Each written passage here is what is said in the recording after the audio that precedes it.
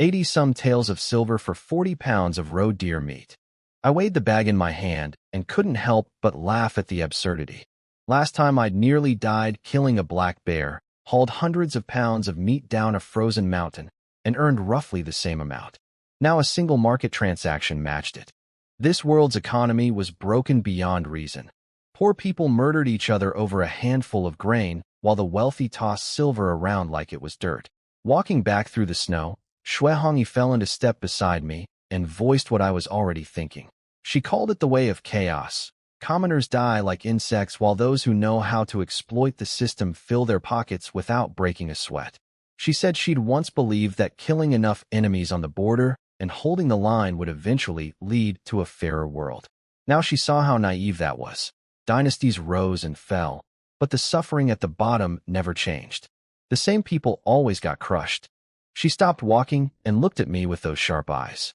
Do you think there will ever be a time, maybe hundreds of years from now, when people actually live as equals, where everyone has enough to eat and a real chance at a decent life? I stared at the distant snow-capped mountains and answered without hesitation.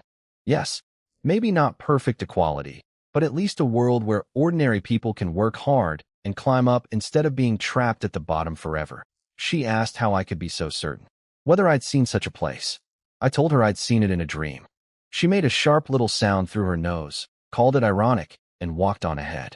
I watched her tall, lonely silhouette moving through the snow and murmured to myself that the dream was getting harder to remember with each passing day. In town, I bought warm clothes for all 4 women at home and 2 sets for myself. If I was going to survive in this world and build something real, I couldn't keep living like a beggar. The salt business was about to open up a serious income stream, and I was already planning what to do with it. Fix the house, build a heated brick bed, give my family the comfort they deserved. Then I noticed the tail. My senses had been sharper than normal ever since I'd arrived in this body, and right now they were screaming. Someone had been following us since we left the market. I caught up to Shuehangi without changing my pace and told her quietly not to turn around. She tensed immediately, hand instinctively reaching for a weapon that wasn't there. I told her it was probably one of Third Master's men. His technique was sloppy, easy to spot. Her face went cold. She understood instantly what this meant. Third Master wasn't interested in a partnership. He was mapping our location so he could take everything for himself. I corrected her phrasing when she called it a double cross. I said it was more like coveting the fruits of honest labor. She gave me a strange look at my choice of words, but didn't press it. We picked up speed and ducked behind a massive boulder near a stretch of rocky ground. Moments later, the spy came jogging up the trail, head swiveling, confused about where we'd gone. He turned a corner and found himself staring directly into our faces. The color drained from his skin. He spun to run, but Shuehangi covered the distance in 3 strides, locked onto his shoulder with an iron grip, and drove him face first into the frozen ground. He screamed and begged. I crouched down beside him with a friendly smile and told him my wife was asking the questions, not me. He confessed immediately. Third Master had sent him to track us and report our base location. When I pressed further, he spilled what little he knew about Third Master's operation. The man had connections across multiple counties. His enforcer, someone called Brother Leopard, had military experience. Most of the money and women Third Master collected got funneled upward to someone more powerful, though this low-level spy didn't know who. That was enough. I stood up and told Shuehangi to let him go. She looked at me questioningly, but I said killing him would create unnecessary complications. However, free passage wasn't free either. She understood perfectly. One sharp motion, and the man's arm popped out of its socket with a crack that echoed off the rocks. He screamed and passed out cold. While we walked away, Shuehangi asked whether I still planned to work with Third Master. I laughed and told her I'd never intended to partner with that snake from the beginning. The entire confrontation at the market, the meeting at his compound, showing him the salt sample, all of it was reconnaissance. I needed to understand his distribution network and identify whoever sat above him pulling strings. Once I had that information, why would I share profits with a middleman? I'd go directly to the people at the top, cutting Third Master out entirely. She worried that he might report me for having refined salt. I pointed out I'd given him no evidence connecting me personally to the salt. A small sample sitting in his own pocket proved nothing about a village hunter. If anything, Him possessing it made him the suspect, not me. Then I told her we weren't going home tonight. We were heading back to the county office. She asked why. I smiled. To report a crime. At the magistrate's office, I played my role perfectly. I told Zhao I'd gone to sell meat at the market, gotten roughed up by Third Master's thugs, been dragged to his compound against my will, and while there, witnessed large quantities of refined salt, a substance whose private possession carried the death penalty. I described everything I'd seen, carefully omitting any detail that connected me to the salt. Zhao's face went through several shades of pale. He knew about Third Master. Everyone did. The man had been a thorn in the county's side for years, deeply entangled with powerful people above. Taking him down meant picking a fight with whoever protected him, a dangerous gamble for a minor county official. He tried to dismiss me politely, saying he'd look into it. I stood my ground and played the card I'd been holding. I understand your concern. Your local officers can't match Third Master's fighters. But my wife was a border military commander. You've seen what she can do. If you decide to remove this cancer from your county, she'll lead the charge personally. Zhao stared at Xuehongyi.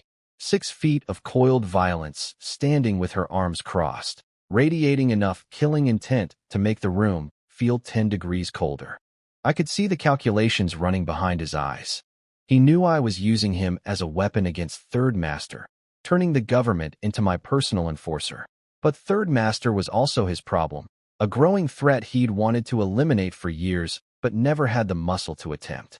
I pretended to give up, sighed dramatically, said I wouldn't push if he wasn't willing, mentioned how sad it was that the common people of this county would continue suffering under such a bully. Then I turned to leave. He stopped me before I reached the door. His jaw was set, his eyes hard. If your wife truly agrees to lead the assault, then I'll stake my career on it. We're cleaning this filth out of my county once and for all. While Xuehongyi and the magistrate moved on Third Master's compound, I was already in position outside, hidden in the darkness with my longbow. That was the plan. She'd go in loud. I'd stay invisible. A blade you can see is dangerous, but a blade you can't see is lethal. Inside the compound, Third Master had been stewing all afternoon. His spy hadn't returned, because we'd left him unconscious in the snow with a dislocated arm, and the silence was making him paranoid. Standing beside him was his enforcer, a man they called Brother Leopard. Even from a distance I could see this one was different from the market thugs. He wore a snow leopard pelt, his muscles coiled under it like steel cable, and his eyes carried the flat, dead look of someone who'd killed professionally. A real former soldier, not some street brawler playing tough. Third Master had shown him my salt sample. Brother Leopard tasted it and immediately recognized its quality. This wasn't smuggled scraps leaking out of the Imperial Salt Bureau. This was pure military-grade refined salt, the kind reserved for royalty and frontline troops. He guessed that whoever was behind me had stolen a battlefield supply cache and was trying to convert it to silver in this remote backwater. His recommendation to Third Master was blunt. Either recruit us completely or kill us and take everything. No middle ground. Third Master chose option 2 without hesitation. He wanted the entire shipment for himself. Brother Leopard nodded. If they were taking everything, then we couldn't be left alive to talk about it. They just needed to find us first. They were still scheming when Xuehongyi kicked through their front gate. One of Third Master's guards came flying through the courtyard door, launched by a single strike. Then she walked in, tall, unhurried, that dark green robe flowing behind her like a war banner. Third Master recognized her instantly from the market. His face went ugly. Brother Leopard studied her more carefully than his boss did. He noticed the same thing Third Master had sensed earlier. This woman moved like military, not street. Every step was measured, every gesture economical. A trained killer wearing civilian clothes. Xuehongyi didn't waste breath on small talk. Her voice rang across the courtyard like a commander addressing troops before battle. Li San of Qinghe County, charged with illegal possession of refined salt and conspiracy to rebel against the Empire. The county magistrate has authorized your arrest. Surrender now or face the consequences. Third Master and Brother Leopard stood up simultaneously. Brother Leopard's hand moved to the saber at his waist, fingers wrapping around the hilt with practiced ease. Third Master's eyes darted to the salt sample in Brother Leopard's possession. The enforcer had already hidden it. Then Magistrate Zhao walked in behind Xuehongyi with 5 or 6 officers carrying wooden clubs. The magistrate was visibly shaking. He knew he was outgunned in this man's own territory, and his so-called law enforcement squad looked ready to faint. But he'd committed to this course of action, and backing out now would destroy whatever remained of his authority. Third Master sneered at the magistrate with open contempt. He reminded Zhao of every favor he'd ever done for him. The mansion repairs, the regular meat deliveries, the comfortable lifestyle the magistrate enjoyed thanks to Third Master's generosity. He planted his feet and dared them to come take him. Zhao ordered his men to arrest Third Master. Nobody moved. Those officers were village farmers given clubs and uniforms. They'd signed up to catch pickpockets, not storm a crime lord's fortress. They stood frozen, gripping their weapons with white knuckles. Then Third Master's people arrived. Over 30 armed men poured into the courtyard from every direction, surrounding the magistrate's pathetic little squad in seconds. The numerical advantage was overwhelming. This was Third Master's ground, his people, his rules. Out here in the borderlands, a minor county official's authority meant exactly nothing against a man with more fighters than the government. Xue Hongyi assessed the situation in one glance. 30-plus hostiles, 6 useless allies. She didn't hesitate. She ripped a wooden staff from one of the cowering officer's hands so fast the man's palms split open from the friction. Then she launched herself directly at Third Master. Brother Leopard intercepted her. His saber came around in a sweeping horizontal slash aimed at cutting her in half. The speed was impressive. This man had genuine combat training. Xue Hongyi read the trajectory mid-stride, bent backward at the waist, and slid under the blade on her knees. The edge passed so close it must have brushed the tip of her nose. Brother Leopard tried to recover, reversing the saber for a downward chop at her exposed position. But Xue Hongyi was already moving. She spun the staff like a spear, thrusting at his throat with devastating precision. He barely twisted aside in time, and she converted the missed thrust into a savage lateral strike that caught him square in the chest. The impact lifted him off his feet and sent him crashing backward with his saber spinning from his grip. Third Master screamed for everyone to attack. All 30 men charged at once. Meanwhile, the magistrate's officers broke and ran at the first sign of real violence. They dropped their clubs and scattered like chickens, leaving Zhao standing alone in the middle of the courtyard with his hands over his head. Several of Third Master's fighters were closing on him fast, blades drawn, fully intending to cut down a government official without a second thought. In this lawless corner of the empire, killing a minor magistrate was barely worth mentioning. Zhao screamed my name at the top of his lungs. He couldn't see me. He didn't know where I was. He just screamed into the darkness with everything he had. Dr. Ning, save me. I'd been waiting on a rooftop across the courtyard, bow drawn to full tension, watching everything unfold through the falling snow. The moment the first man raised his weapon at the magistrate, I released. The arrow split the night air with a sound like tearing silk. It crossed the courtyard in less than a heartbeat and punched clean through the attacker's throat. He dropped mid-stride, dead before his knees hit the stone. The men around him froze, heads snapping toward the darkness, trying to understand where death had come from. They couldn't see me. They couldn't hear me. All they knew was that one of their brothers had been standing, and now he wasn't. An arrow had materialized from nowhere and erased him from the world. That single shot changed everything. The momentum of 30 men charging forward stuttered and broke like a wave hitting a seawall, because every one of them was suddenly thinking the same terrifying thought. If the archer chose me next, I'd never even see it coming. The body hit the snow with a dull thud that broke the silence of the courtyard. Magistrate Zhao went white as chalk, staring at the dead man at his feet, looking like he was about to empty his stomach right there. Before he could recover, I released my second arrow. Another one of Third Master's men dropped without a sound, too dead in the time it takes to breathe 3 times. These 30-some street thugs had spent their lives bullying shopkeepers and grabbing women. They'd never seen real killing, the kind where a man is alive one heartbeat and gone the next, with no warning, no chance, no negotiation. They started screaming, spinning in circles, trying to figure out where the arrows were coming from. I let them panic for a few seconds, then spoke from the darkness.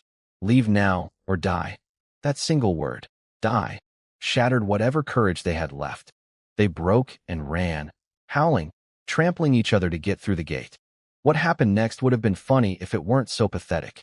The magistrate's officers were already running away from the compound in terror, and now 30 criminals came stampeding out behind them in the same direction. The officers thought they were being chased and ran even harder, some of them soiling themselves. The criminals thought the officers might lead them to safety and followed blindly. The entire street became a parade of cowards fleeing from a fight that was already over. Inside the courtyard, the real battle was still happening. Shui Hongyi and Brother Leopard were locked in a vicious exchange, sparks flying where wood met steel. But after several rounds, the disadvantage was obvious. She had a wooden staff. He had a military-grade saber. No matter how skilled she was, wood couldn't match sharpened steel forever. His blade came around in a devastating arc and sheared her staff clean in half. The pieces clattered to the ground. Shui Hongyi's face changed. For the first time, I saw a real alarm in her eyes. She retreated fast, but Brother Leopard pressed the advantage with savage intensity. Every stroke aimed to kill, driving her backward with no room to counterattack.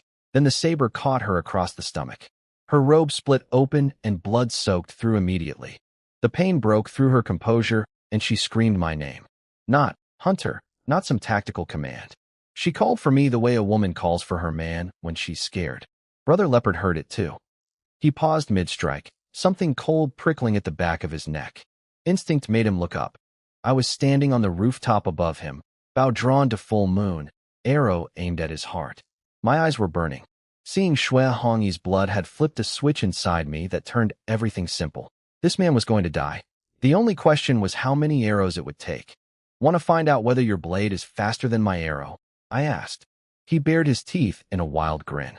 Try me, I released. The arrow crossed the distance between us in a blink and struck his chest dead center.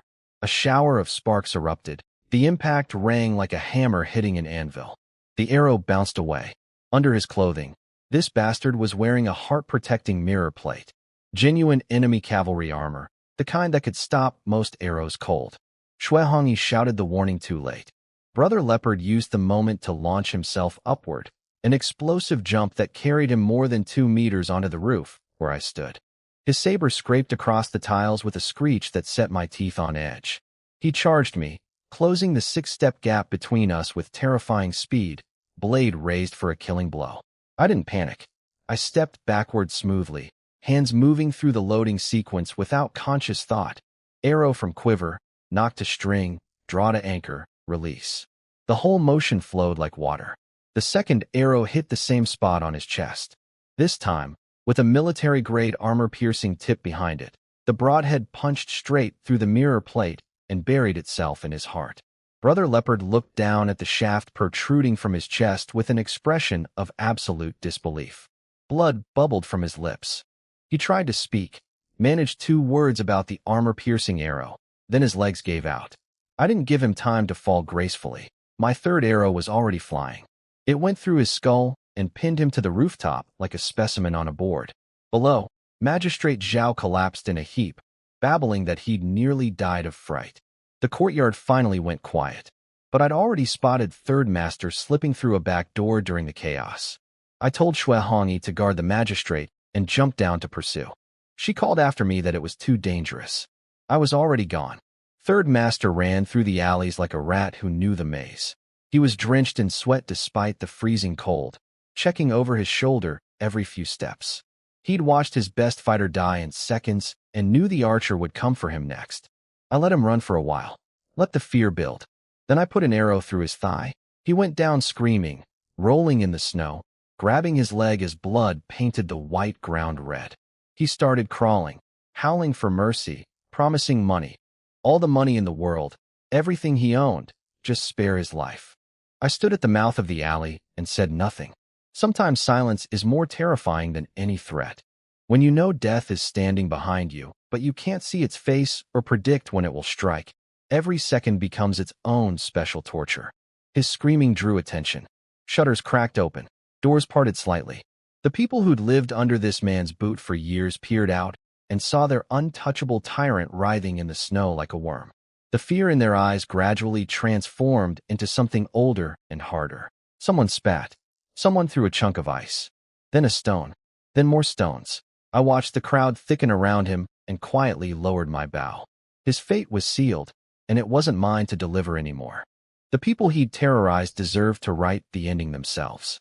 I stepped backward into the shadows and disappeared. Later that night, I treated the cut on Shui Hongyi's stomach in a room at the Yueli restaurant.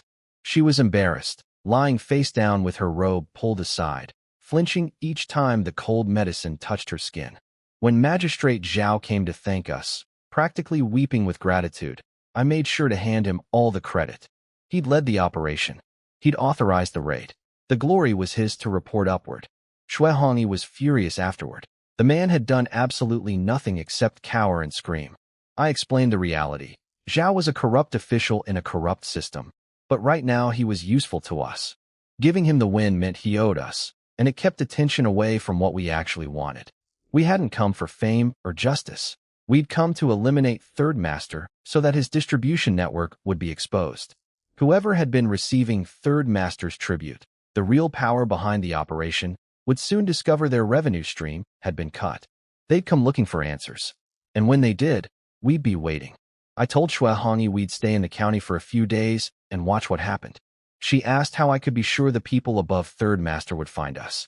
I smiled and told her we didn't need to find them. We'd just destroyed their money pipeline. They'd find us on their own. She gave me a long, evaluating look. The kind a general gives a strategist who just revealed a plan she hadn't seen coming. Then she let me pull her close, and we retreated to our room while the snow continued to fall outside, covering the bloodstains in the courtyard, and the alley and the body that lay somewhere beneath it, already growing cold. I was dragged out of sleep by someone hammering on the door. Shui Hongyi snapped awake instantly, naked under the covers, her hand shooting toward the pillow where a weapon should have been. Old habits. She'd forgotten her spear was confiscated days ago. Zhang Chuangui's oily voice came through the wood, dripping with flattery. He called me hero, savior of Qinghe County, and said a crowd of grateful citizens had gathered outside the restaurant wanting to thank me personally for eliminating Third Master. I pulled on a robe, slipped through the door, and shut it behind me before he could peek inside. I knew exactly what this fat snake was doing. He was trying to publicly crown me as the man who killed Third Master, loudly, visibly, in front of as many witnesses as possible. On the surface it looked like praise. Underneath, it was a knife aimed at my back. If the credit for Third Master's death landed on me instead of Magistrate Zhao, the magistrate would lose face and turn against me. Meanwhile, Zhang would position himself as the kingmaker who orchestrated the whole thing, gaining leverage over both me and Zhao. Classic manipulation. Elevate someone so high that the fall becomes inevitable. I shut it down immediately, told Zhang in a voice cold enough to freeze the hallway that Third Master's removal was entirely Magistrate Zhao's achievement. I'd merely reported what I saw like any dutiful citizen. Then I asked him point-blank whether he was deliberately trying to embarrass the magistrate by redirecting credit. The color drained from his face so fast I thought he might faint. He stammered an apology and scurried off to disperse the crowd before Zhao heard about his little scheme. Back inside, Shui Hongyi was already dressed and wanted to know what happened. I explained Zhang's game. She immediately suggested we report him to the magistrate and have him investigated too. I had to remind her that politics wasn't like warfare. You couldn't just charge at every enemy head-on. I pinched her cheek gently. Think about it. Zhang is the richest man in the county. Even Third Master didn't dare touch him. Why? Because he's Zhao's personal money supply. As long as Zhang keeps filling the magistrate's pockets without crossing any bright lines, Zhao will never move against him. If we tried to take Zhang down, we'd be fighting both of them. She cursed all corrupt officials under her breath. I didn't disagree, but there was no point dwelling on it. Instead, I grabbed her hand and told her we were going shopping. My woman wasn't going to keep walking around in that same threadbare dark green robe. People would think I couldn't afford to dress my own wife. The market was transformed from yesterday. With Third Master gone, the atmosphere had completely changed. More stalls were open, more vendors calling out prices, more goods on display. The parasite that had been bleeding this place dry for years was dead, and commerce was already breathing again. I noticed more. Hunters setting up stands too. Men who'd previously been too afraid of Third Master's protection racket to sell their catches publicly. This market was going to grow fast. I led Shui Hongyi into a clothing shop. The owner rushed over, and when he got a good look at my wife, nearly 6 feet tall, shoulders, back, chin up, radiating an energy that made every other person in the room seem smaller. His eyes went wide. He'd clearly never seen a woman quite like her. He started showing us the inventory, but nothing fit right. Shui Hongyi had zero interest in women's fashion anyway. She grabbed a plain black men's outfit off the rack and announced she was done shopping. I shook my head and dropped 15 taels on the counter. Then I asked the shopkeeper if there was anywhere better, someplace that could actually do justice to a woman like her. He admitted his shop couldn't match her physique and presence, and recommended a high-end tailor called Cloud Brocade House. The finest fabrics in the county, where wealthy families from multiple districts had their clothes made. Expensive, he warned. Shui Hongyi planted her feet and refused to move. She said clothes were for covering the body, nothing more. Spending money on fancy fabric was wasteful and stupid. She genuinely believed this. She'd spent her adult life in military armor and preferred men's cuts because they let her fight and move freely. Dresses were impractical restraints in her mind. I took her hand and spoke quietly so only she could hear. You grew up in a noble family. You wore silk and ate from porcelain before all of this happened. Just because your circumstances changed doesn't mean you deserve less. You're my wife now. Let me do this. She resisted all the way to the door of Cloud Brocade House, but let me pull her inside. The place was impressive. Decorated carriages parked outside, servants waiting for their mistresses, the interior filled with bolts of fabric in colors I didn't know existed. Several well-dressed women were browsing inside, attended by staff. A woman in a blue-green dress, maybe 27 or 28, approached us with a professional smile. She looked Shui Hongyi up and down with genuine appreciation, not the condescending kind, but the way an artist looks at a worthy canvas. She said my wife's build and bearing were exceptional, that only premium craftsmanship could match her properly. Custom tailoring with the finest materials would cost 35 taels. Shui Hongyi turned on her heel and headed for the exit without a word. As a border commander, her monthly military salary had been 15 taels. Spending more than double that on a single outfit was absurd in her world. I slapped the deposit on the counter before she made it 3 steps. Done.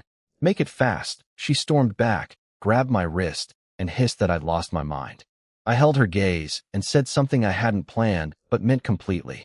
You're worth it. Consider this my wedding gift, the first one I've been able to give you since you became mine. Her face turned so red it spread from her cheeks to her ears to the back of her neck. She stomped her foot like an angry girl half her age, called me shameless in front of the entire shop, and marched outside. But I caught it, the tiny smile she couldn't quite suppress as she turned away. The warrior general, the killer of men, the woman who'd held a blade to my throat 3 separate times, was blushing over a dress. After we left, the blue-green woman walked calmly to the 2nd floor, slipped behind a beaded curtain, and spoke to someone reclining in the shadows. Sister, I got a clear look. It's him. That's Ning Yuan. Back at home, my women were falling apart without me. Shuaying, Qin Ru, and Xiaowan had been standing at the gate since before dawn, staring down the snow-covered road, waiting for me and Shui Hongyi to come back. We'd left the morning before and hadn't returned. No message, no word, nothing. In a world where people vanished permanently on a daily basis, one missed night was enough to assume the worst. Shuaying refused to go inside despite the freezing wind. She was shaking, lips turning blue, but she wouldn't budge from that gate. Xiaowan was practically in tears trying to drag her back to the fire. Qin Ru held herself together as the eldest, but I could imagine her hands trembling when she announced she'd walk to the county alone to find me. Xiaowan stopped her. A woman traveling solo on these roads was asking to be kidnapped, or worse. Lu, the widow, had been taken exactly that way years ago, snatched off a path by the man who became her husband. With Qin Ru's looks, she wouldn't make it 2 miles before someone grabbed her. They were saved from doing anything reckless when 3 county officers showed up at the gate. The men bowed politely and explained that I'd helped Magistrate Zhao eliminate a local crime lord named Li San, that I was safe, and that the magistrate had sent them to deliver the news personally so my family wouldn't worry. Qin Ru's shoulders finally dropped from around her ears. But the moment Shuaying heard I was alive and unharmed, whatever iron will had been holding her upright just dissolved. She collapsed right there in the yard, unconscious. The stress of worrying all night on top of her naturally weak constitution, her body simply gave out. The officers panicked almost as much as Xiaowan did. Meanwhile, I was sitting in Magistrate Zhao's dining hall, enduring a victory banquet I didn't want. Zhao was pouring wine like water, toasting me and Shui Hongyi, calling us heroes of the county, praising our courage. He'd already filed his report to the provincial government, crediting himself, naturally, as the decisive leader who'd orchestrated the raid on Third Master's compound. The fact that he'd spent the actual operation cowering behind his guards while screaming my name had been conveniently omitted from the official record. Shui Hongyi sat beside me radiating pure contempt. She hadn't touched a single dish or lifted her cup once. Her jaw was clenched so tight, I could see the muscles working beneath her skin. She'd wanted to confront Zhao the entire meal, or better yet, put her fist through his face. This was exactly the type of corrupt, credit-stealing bureaucrat whose kind had destroyed her family. Watching him preen and celebrate with stolen glory was physically painful for her. I covered for her, telling Zhao she'd been injured during the fight and wasn't feeling well. Then I picked up her untouched wine and drank it myself. Zhao accepted the explanation without question, too drunk on his own self-congratulation to notice or care about the fury burning behind. My wife's eyes. After the banquet, walking back to the restaurant through the late afternoon snow, Shui Hongyi finally let it out. She called me a bootlicker and said if I ever became an official, I'd be just as corrupt as the rest of them. She actually tried to stomp on my foot. I dodged. Even half drunk, my reflexes were sharper than most sober men's, and nearly fell over in the process. I didn't argue with her anger. I understood where it came from. Her entire family had been murdered by politicians exactly like Zhao. Small men in positions of power, taking credit for others' work while destroying anyone who threatened their comfort. But I needed her to understand something crucial about how survival worked outside of a battlefield. I put my hand on her shoulder and told her the truth. There are many ways to reach a goal. Smashing through every wall feels righteous, but the cost is enormous. Playing along with someone like Zhao wasn't selling my soul. It was buying time and safety. Today's performance wasn't corruption. It was strategy, and strategy required patience, which was the one weapon she hadn't yet learned to wield. She went quiet for a long moment, then sighed deeply. She admitted she understood intellectually, but emotionally, every time she saw an official enjoying unearned rewards, she saw the faces of the people who'd signed her father's death warrant. Logic couldn't compete with that kind of pain. I leaned over and kissed her forehead quickly while nobody was watching. Then I walked ahead, threw my hands behind my back in an exaggerated scholarly pose, and declared loudly to the empty, snowy landscape that if the world wouldn't come to us, we'd go to the world. That great ambitions required enduring things ordinary people couldn't stomach. She watched me stumbling slightly in the snow, spouting philosophy like a drunk poet, and I caught the corner of her mouth turning upward despite herself. She'd never admit it, but I was growing on her. Not just as a useful alliance or a convenient cover identity, but as someone whose strange way of thinking kept opening doors in her mind she hadn't known existed. Then a carriage rolled up beside us and stopped. The curtain parted, revealing a young woman's face. Pretty, anxious, vaguely familiar. It took me a moment through the wine haze, but I recognized her. She was the attendant from Cloud Brocade House, the tailor shop where I'd ordered Shui Hongyi's custom outfit that morning. She called me Dr. Ning and asked if I was the one who'd saved Magistrate Zhao's mother. Before I could respond properly, I may have called her a saleswoman, which confused her greatly. Shui Hongyi stepped between us, shielding me with her body on pure instinct. She told the girl her husband was drunk and demanded to know what she wanted.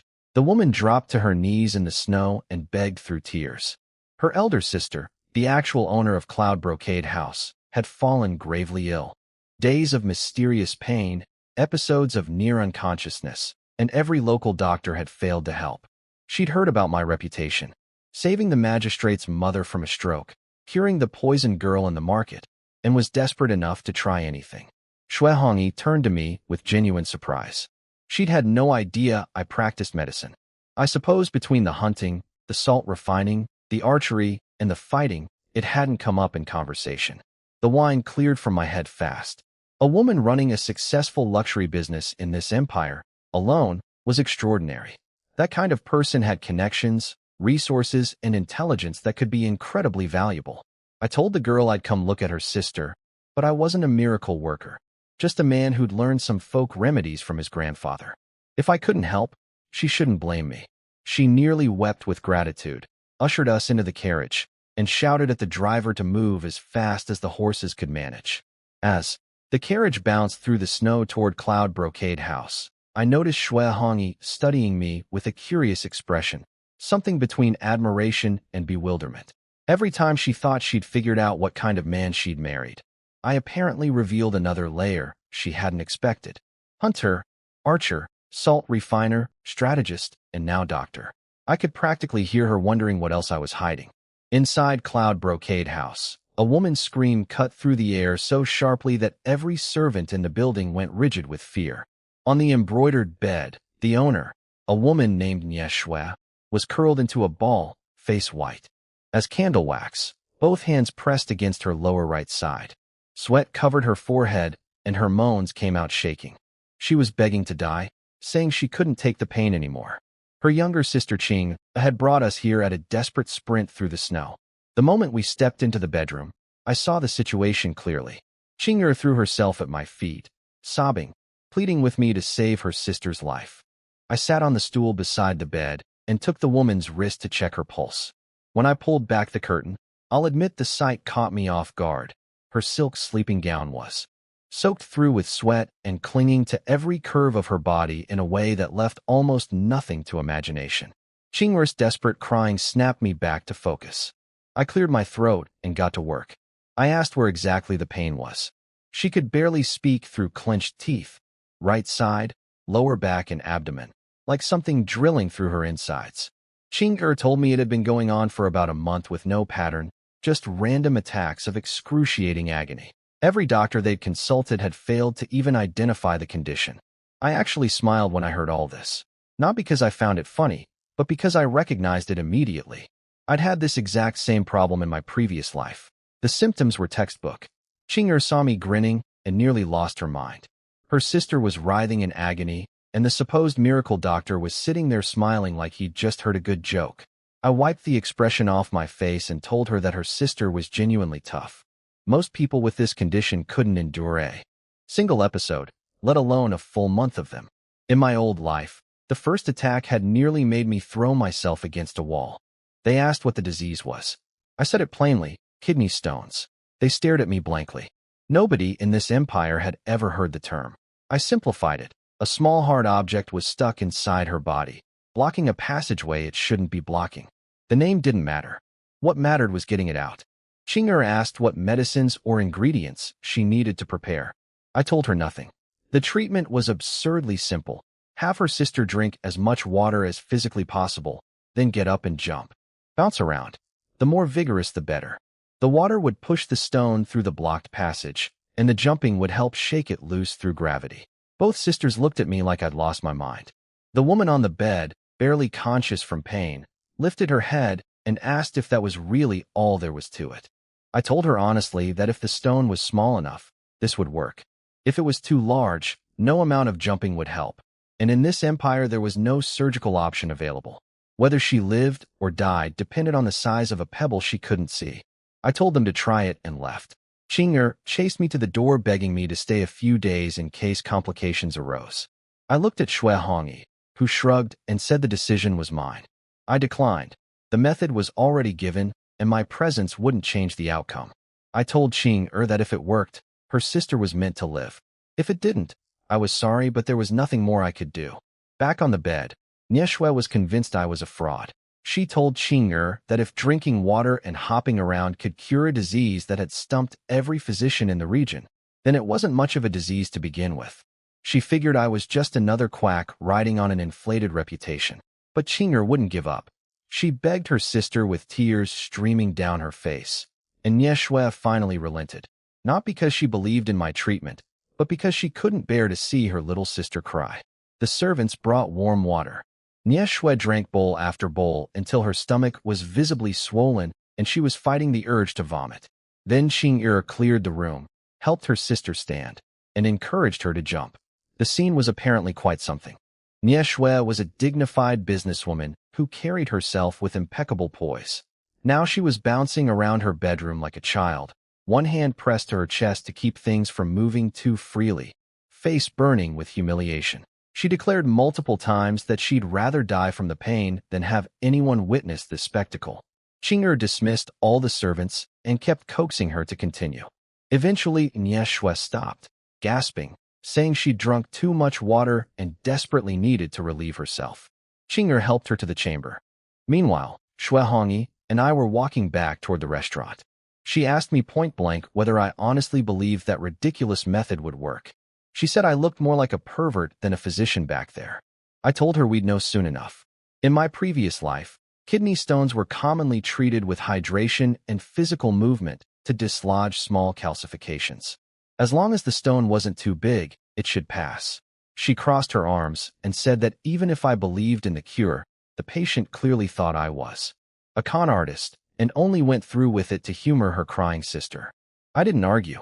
She was probably right. Then we heard footsteps pounding behind us. Cloud Brocade House's driver came sprinting through the snow, barely able to breathe, shouting for me to stop. He was nearly hysterical with excitement. After Nyeshwe had used the bathroom following her jumping session, the pain had completely vanished. Gone. The stone had apparently passed. She felt better than she had in a month and was now demanding that I return so she could thank me properly and pay whatever fee I named. Shuehongi's jaw actually dropped. She whispered that this couldn't possibly be real. I was a little surprised myself at how quickly it worked. The stone must have been quite small. Lucky woman. I told the driver that thanks weren't necessary. It was a simple fix, nothing worth celebrating. We had other business to attend to. Back at the Welai restaurant, I'd barely picked up my chopsticks when a waiter approached with a bow. He said a distinguished guest in the private room next door was requesting my company for a drink. A stranger, well-dressed, clearly from out of town, carrying himself with the unmistakable air of serious wealth and power. I set down my chopsticks and looked at Shuehongi. She met my eyes, and the same thought passed between us without a word spoken. I smiled slowly. Looks like the person we've been waiting for has finally come knocking. I straightened my robe, felt the familiar weight of certainty settle into my chest, and stood up. Let's go meet the man behind Third Master's curtain. The private room at the Welai restaurant was dim, lit by flickering candles. For bodyguards stood at the corners like statues, radiating a quiet menace that filled the space. At the table sat a man wearing an expensive snow fox vest, his cheeks hollow, his eyes sharp as a hawk's. This was the person I'd been waiting for, the man behind Third Master. Zhang, the restaurant owner, was fawning over him, pouring wine with shaking hands, trying to figure out what kind of business this stranger had brought to his establishment. The man ignored Zhang completely until a servant announced that I'd arrived. Only then did he set down his chopsticks and fix his gaze directly on me as I walked through the door. Zhang jumped in with his usual performance, introducing me as the great hero of Qinghe County who'd taken down the notorious Li San. The man cut him off mid-sentence without looking at him. He already knew who I was. He said he'd heard that Third Master had controlled several counties for years with considerable muscle, and that anyone who could topple him had real ability. He was studying me the way a merchant examines merchandise, calculating value, looking for flaws. I stepped forward without hesitation. The 4 bodyguards shifted instantly, blocking the path between me and their boss. The room went tight as a drawn bowstring. Behind me, Shuehongi uncrossed her arms and moved to my flank, her voice cutting through the tension like a blade through silk. Planning to start something? One at a time or all together? Your choice. The man raised his hand calmly and ordered his guards to stand down. He called me a hero who'd done the business community a service and told them to show respect. They retreated to their positions in perfect unison, disciplined, synchronized, clearly professionally trained. These weren't street thugs. These were soldiers or something close to it. I pulled out a chair, sat down across from him, then dragged another seat over for Shuehongi. Only after she was settled did I address him directly, asking what kind of business brought him here. He smiled with a hint of bitterness. Just a merchant, he said. In this empire's rigid social hierarchy, merchants sat at the very bottom, below scholars, farmers, and even craftsmen.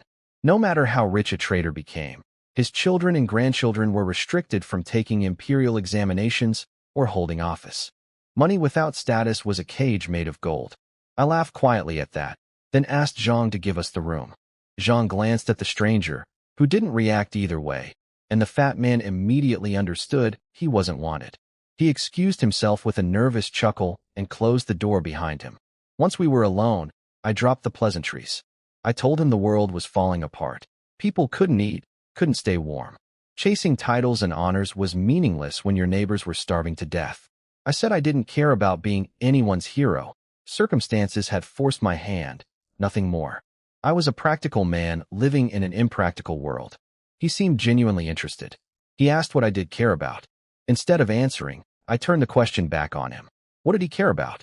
He laughed, a big, genuine laugh that died abruptly, replaced by something cold and hard. He told me straight that by killing Third Master, I'd cut off one of his most reliable arms.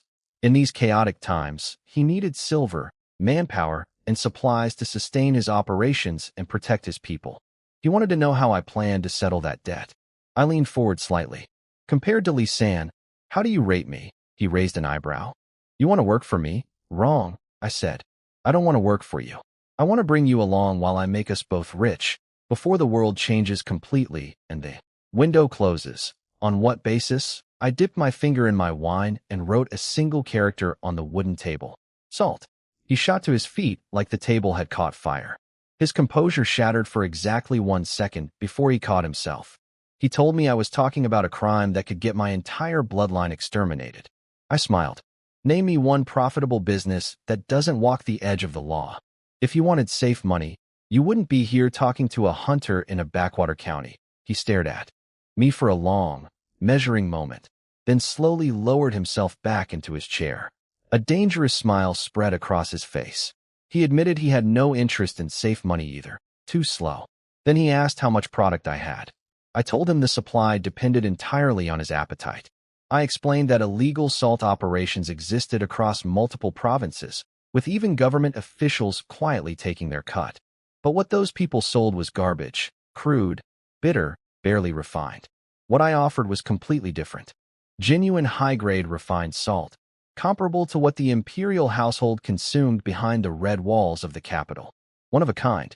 He demanded proof. I asked him if he seriously expected me to carry evidence of a capital crime on my person. That's exactly how Lee San had gotten caught, sitting on physical evidence like an idiot.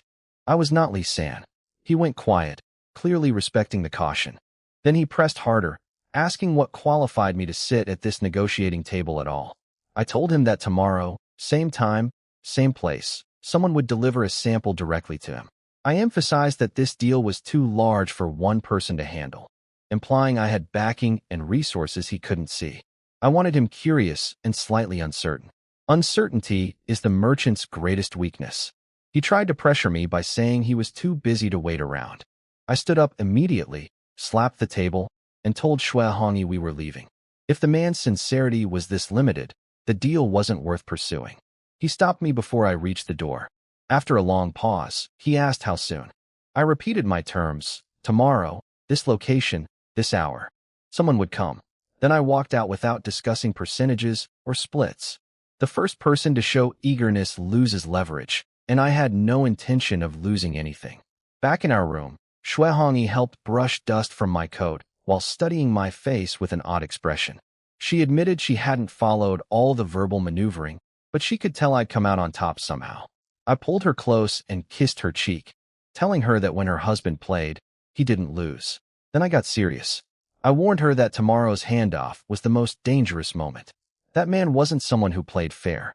I told her I wanted Hu Ba to bring 2 of his best fighters down from the mountain to make the exchange, and I asked if she'd shadow them from a hidden position as backup. Her eyes lit up immediately. She'd been cooped up playing housewife for days and was dying for action. I looked at her eager face and couldn't help laughing. She demanded to know what was funny. I told her I was worried she'd get impatient during negotiations and just cut the buyer's head off, which would make future business meetings rather difficult. She came at me with pinching fingers, and I caught her wrists, pulled her down, and the conversation ended the way most of our evenings did. She developed a fondness for the ear-biting thing. I considered that a personal achievement. Early that morning, I finished buying supplies at the county market. Thick winter clothes, provisions, everything I could carry. But my mind wasn't on shopping. I'd been away from home for 2 days, and the worry about my 3 women was eating me alive. On the way back, I detoured up Black Wind Ridge to check on the operation. Huba and his men crowded around when they saw me. I handed out the new winter coats and watched the relief spread across their faces as they pulled the warm fabric around their frozen shoulders. These men had been living in mountain caves wearing whatever scraps they could find. Something as simple as a proper coat changed their entire outlook. The salt production was moving faster than I'd expected. In just 2 days, Huba's crew had crushed nearly a third of the several hundred pounds of ore I'd stockpiled. 16 trained soldiers working together with military discipline made short work of what would have taken me weeks alone. Shuehangi appeared beside me and asked how much refined salt I thought we could extract from this batch. I did the math in my head and told her at least one sure, roughly 120 pounds of pure refined salt.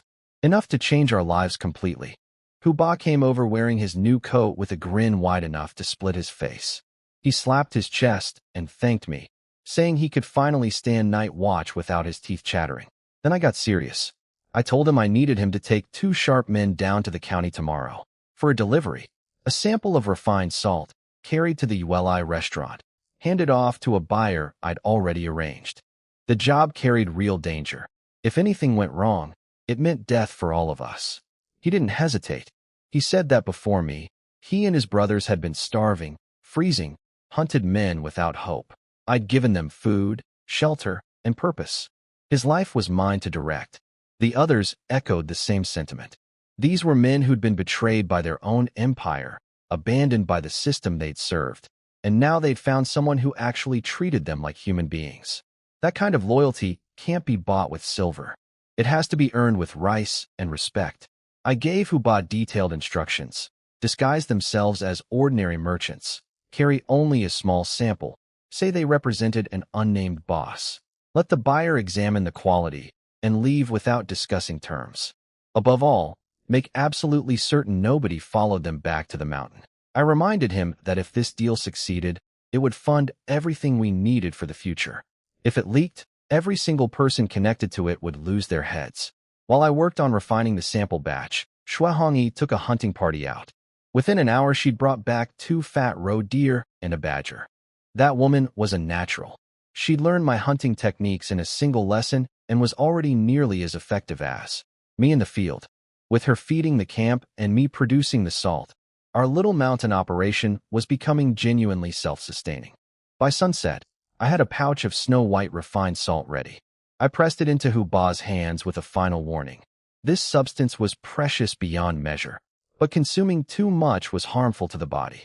He tucked it inside his coat against his chest and promised to guard it with his life. He offered me dinner. The hunting party's kills were already roasting, but I couldn't stay. Every minute I spent on this mountain was another minute my women spent worrying. I grabbed Shuehangi and we headed down. Near the river at the base of the ridge, I noticed other hunters moving through the area. Word of my recent successes had apparently spread, drawing people from neighboring villages hoping to find whatever I'd been finding. That meant more eyes on the mountain, more risk of someone stumbling onto our tunnel entrance or the fortress beyond it. I made a mental note to be more careful about covering my tracks. Then I spotted a small figure crouching by the frozen riverbank, shivering in the wind. It was Xiaowan. The moment she saw me, she burst into tears and came running. She told me between sobs that Shuang had collapsed. She'd stood outside in the freezing cold waiting for me, refusing to go inside, and the exposure had given her a dangerous fever. She'd fainted and hadn't fully recovered. I ran the rest of the way home. Inside, the lamp was barely a flicker. Shuang lay in bed, pale as the snow outside, coughing weakly, her eyes fixed on the window, still watching for me even now. Qinru sat beside her trying to keep calm. The moment they saw me burst through the door, both women started crying and threw themselves at me. They'd been terrified. They'd heard I fought a notorious criminal and imagined the worst. I calmed them down, showed them I was uninjured, then directed their attention to Shuehangi and the wound across her stomach. The 2 women immediately switched from relief to concern, surrounding Shuehangi and fussing over her injury. Something subtle shifted in Shuehangi's expression, a softness she usually kept buried. Being worried over by people who genuinely cared was new territory for her. That night, I gave the bed to Shuang and held her while she slept. She still coughed occasionally, her body frail against mine. I scolded her gently for standing in the wind like a fool. She whispered that she'd been afraid, that if something happened to me, she wouldn't want to keep living. My heart clenched so tight it hurt. I kissed her forehead and promised to find medicinal herbs in the mountain to strengthen her body. She went quiet. Then her cold fingers slipped under my shirt, reaching for me. I caught her hands and told her she was too sick for that. She said she wanted to give the Ning family an heir, that without children, she had no right to stay. I held her icy hands between my palms and told her that even if we never had children, she was the most important person in my world. She shook her head stubbornly, tears shining in the lamplight. I soothed her like a child until she finally agreed. Health first, babies later. Then she said there was something she'd been wanting to tell me. Something important. But when I sat up and asked what it was, she bit her lip, stared at the ceiling, and shook her head. Said it was nothing. We should sleep. I blew out the lamp and lay in the darkness holding her, wondering what secret she'd swallowed back. My mind drifted to the man whose body I now inhabited, the worthless drunk who'd frozen to death in the snow. Had Shuang noticed how completely different I was from him? Did she ever wonder whether the husband who came back to her was truly the same man who'd left? I looked at her peaceful sleeping face in the moonlight and felt nothing but tenderness. I thought about all the suffering she'd endured before I arrived, and all the millions of people across this crumbling empire enduring the same. The road ahead was covered in fog. My small tricks and schemes, the salt, the hunting, the alliances, were they really enough to protect this family when the whole world finally came apart at the seams? I stared at the fading moon through the window, and sleep never came. Shuang was getting worse. She'd been coughing all night, burning up 1 minute and shivering the next. Years of malnutrition had hollowed out her body until there was nothing left to fight with. A common cold that any healthy person could shake off in days was threatening to kill her. I sat on the edge of her bed watching her tremble under every blanket we owned, and something inside me cracked. In my previous life, I'd never had a real home.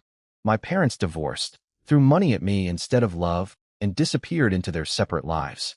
Only my grandfather gave me warmth, and when he died, I was truly alone. The women who came after only wanted my family's wealth. But here, in this frozen hell of an empire, I'd somehow built the first real family I'd ever known. If Shuang died from something as stupid as a fever because I wasn't prepared, I would never forgive myself. I called Shui Hongi over and gave her a prescription from memory, herbs my grandfather used to brew for wind-cold infections. Huang Ma, Fu Zi, Shi Xian soup. We had no paper or ink, so I traced the characters in the snow with a stick while she memorized them. I told her to go to the county, buy 3 days' worth, wait there for Hu Ba and his men to finish the salt delivery, then come back together. I handed her the longbow and the captured military saber. She frowned and told me I was being a mother hen, that no ordinary man could get close enough to touch her. I grabbed both her arms and looked her in the eyes. Being careful never killed anyone. Shuang is sick. If something happens to you too, how do I face your dead family in the afterlife and explain that I let their daughter get hurt? That hit her somewhere deep. She took the weapons without another word and headed off through the snow toward the county. I turned to Xiaowan next. I told her I was going up the mountain to search for medicinal herbs, specifically wild ginseng, which could strengthen Shuang's depleted body. She needed to stay home and help Qinru keep things running.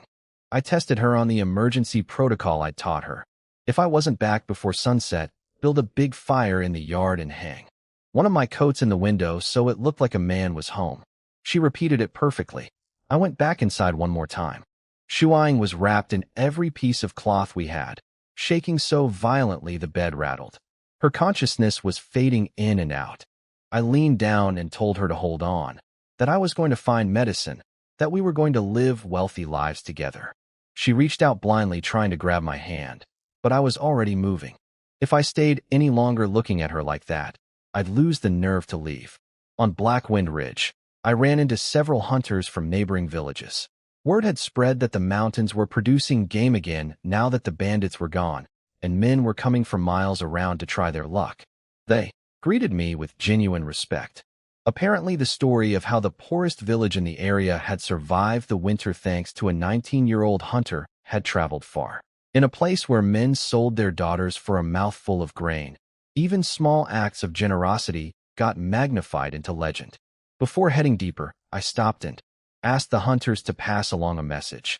If anyone found medicinal mountain herbs, tonics, roots, anything that strengthened the body, I'd buy them at high prices.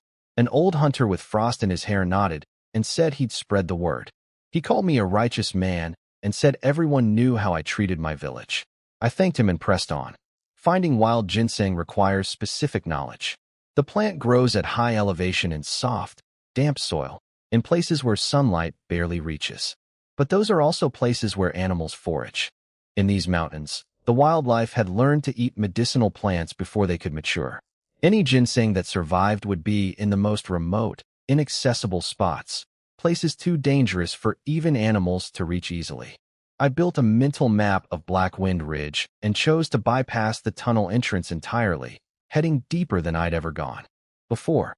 The mountain spine stretched like a knife edge, splitting the landscape, running all the way to Blackwater Fort at the border. 2 hours of hard climbing brought me into territory where the trees grew so thick overhead that the forest floor was pitch black even during daytime. Wind howled through the canopy, making sounds like a widow crying alone in an empty house. The atmosphere was genuinely unsettling. I rested briefly, ate a rice ball, chewed some snow for water, and began searching systematically. I checked every damp slope, every sheltered crevice, every patch of soil soft enough to support root growth. The cold at this altitude was brutal.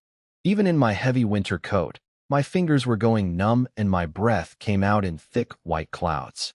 That froze on my eyebrows. Time was slipping away. Every hour I spent searching was an hour Shuang spent getting weaker. I thought about turning back multiple times. The rational part of my brain said the chances of finding ginseng in winter, in snow, at this altitude, were almost zero. But the part of me that pictured Shuang's pale face and trembling body kept my legs moving forward. Then, just as despair was settling in like the cold itself, I caught something in the corner of my vision. About 15 meters down a sheer cliff face, sheltered in a crack in the rock, there was a small plant with leaves shaped exactly like wild ginseng. The light was fading, the sun was dropping fast, and I couldn't be completely certain from this distance. It could be ginseng or it could be a worthless weed that merely looked similar. But Shuang didn't have time for certainty. She needed this plant, and she needed it now. I tied my rope to a solid anchor above the cliff edge, stripped off my heavy coat to free my movement, and stretched my arms and shoulders. The cold hit my bare torso like a slap. I took several deep breaths, steadied my nerves, and began lowering myself down the rock face, one careful handhold at a time. I was about 5 or 6 meters down the cliff when the feeling hit me, that prickling awareness at the back of my neck that had saved my life more than once on this mountain. Something was behind me, something that had been following me through the deep forest for a long time, waiting for exactly this moment. I couldn't turn around. I couldn't reach my weapons. I was dangling on a rope halfway down a cliff with my coat and bow sitting uselessly on the ledge above me. Up at the top, standing right next to my things, a dark figure held a curved blade. Its eyes glowed red in the dying light. I was hanging on the cliff of Black Wind Ridge, climbing down on a grass rope in the freezing cold. The rock was slippery with moss, and I nearly lost my grip more than once. But I made it to the spot where a wild ginseng was growing in a crack in the stone. It was an old one, with deep lines on it, not perfect looking, but strong in medicine. I needed it for Shuang's health. I tucked it carefully into my shirt like it was the most precious thing in the world. Then a gust of wind hit me out of nowhere. My feet slipped, and I barely caught myself. Stones and snow fell into the darkness below. I knew I had to get back up fast. But before I climbed even a meter, a voice came from above. A man was standing at the edge of the cliff, holding a curved blade. He asked if I remembered him. It took me a moment, but then I understood. He was the one who got away when I killed those 2 bandits on the road to Mo village. His name was Zhao Hongya. He blamed me for his father's death. He said because I took the black bear, bandits killed his father Zhao Quangue in revenge. He was full of hate. I tried to talk him down, offered him money, anything. But he wouldn't listen.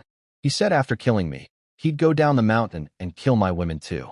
Before I could say another word, he swung the blade and cut the rope. I felt the rope go slack. Then I was falling into the dark. Meanwhile, things I didn't know about were happening in Chinga County. Red Clothes went to the ULI and to meet a man about selling our refined salt. She brought a sample, and the man's guard tasted it. Pure, no bitterness, top quality. The man tried to stay calm, but he could tell it was worth a fortune. Red Clothes told him if he wanted to talk price, he'd have to wait for me. Then she left with Hubba and the others. Hubba warned her that the man's guards smelled like blood. They were killers, not merchants. Red Clothes already knew. She figured the man was likely former border military, maybe from the Green Coat organization. She wasn't worried about being exposed. She was registered as a criminal woman under my name, and Hubba's men were listed as dead in the government records. Nobody would recognize them. After they left, the man watched them go from his window. He already knew who Red Clothes was, the former commander of Blackwater Border City, whose whole family was executed because they offended the Wong clan, one of the 7 great noble houses of the capital. He saw her as nothing more than a hunter's woman now. Then one of his men came in with news. They'd found out who wiped out the Black Wind Ridge bandits. It was me, Ning Yuan, a hunter from Mo Village. The man's face went dark. He realized my refined salt came from the salt mine that his man, Commander Zhua, had been guarding, the mine that was his property. His man suggested killing me, but the man refused. He said he had plenty of salt mines, but the method to refine salt this pure was a secret held by the Imperial Ministry of Works. If he could get that method from me, it would be worth more than gold. So he decided to play along for now. Let me keep producing salt, win my trust, learn my refining technique, and only then settle the blood debt for Commander Zhua. I hit the bottom of the cliff and landed in deep snow. That's what saved my life. When I woke up, I was freezing, my whole body stiff and numb. But then I had a nightmare. I saw Zhao Hongya breaking into my house, swinging his blade at Xiao Wanner, at Qin Ru and Shuai. I saw fire and blood everywhere. I snapped awake, soaked in cold sweat. Dream or not, it hit me. Zhao Hongya said he was going to kill my family. He was already on his way down the mountain. I forced myself up and ran like a madman toward home. What I didn't see was what happened at the house while I was gone. Xiao Wanner had been waiting for me by the fire, worried sick. Then she heard footsteps outside and thought it was me. She almost ran out to greet whoever it was, but then she saw the glint of a blade in the moonlight. It wasn't me. She slammed the door shut and barred it. Zhao Hongya started hacking through the door like a wild animal. He smashed it open and came inside. Qin Ru threw everything she could grab at him, shielding Shuang with her body. He kicked furniture aside, raised his blade at Xiao Wanner. Then an arrow came screaming out of the darkness and knocked the blade sideways. Red Clothes had come home just in time. Zhao Hongya recognized her, knew he couldn't beat her, and bolted over the wall into the night. Red Clothes checked on the girls, then grabbed her bow and chased after him. I was coming down from the mountain when I saw Zhao Hongya scrambling up the slope, running for his life. He looked up and saw me standing there, covered in snow, half frozen. He couldn't believe I was alive. His rage took over his fear. He screamed and charged at me with his blade. I just stood there and slowly raised my left hand. He didn't see the bow until it was too late. I had an arrow knocked and the string pulled back full. I thought he had already killed my family. I thought they were all dead because of me. The anger I felt, I can't even describe it. My body was numb from the cold, but I couldn't feel any of it. Only rage. He tried to turn and run. I wasn't going to let him. I rushed forward and kicked him to the ground. He lost his blade in the snow. He started begging, waving his hands, trying to say he hadn't killed anyone. I didn't give him a chance to finish. I pressed the arrowhead against his forehead and let the string go.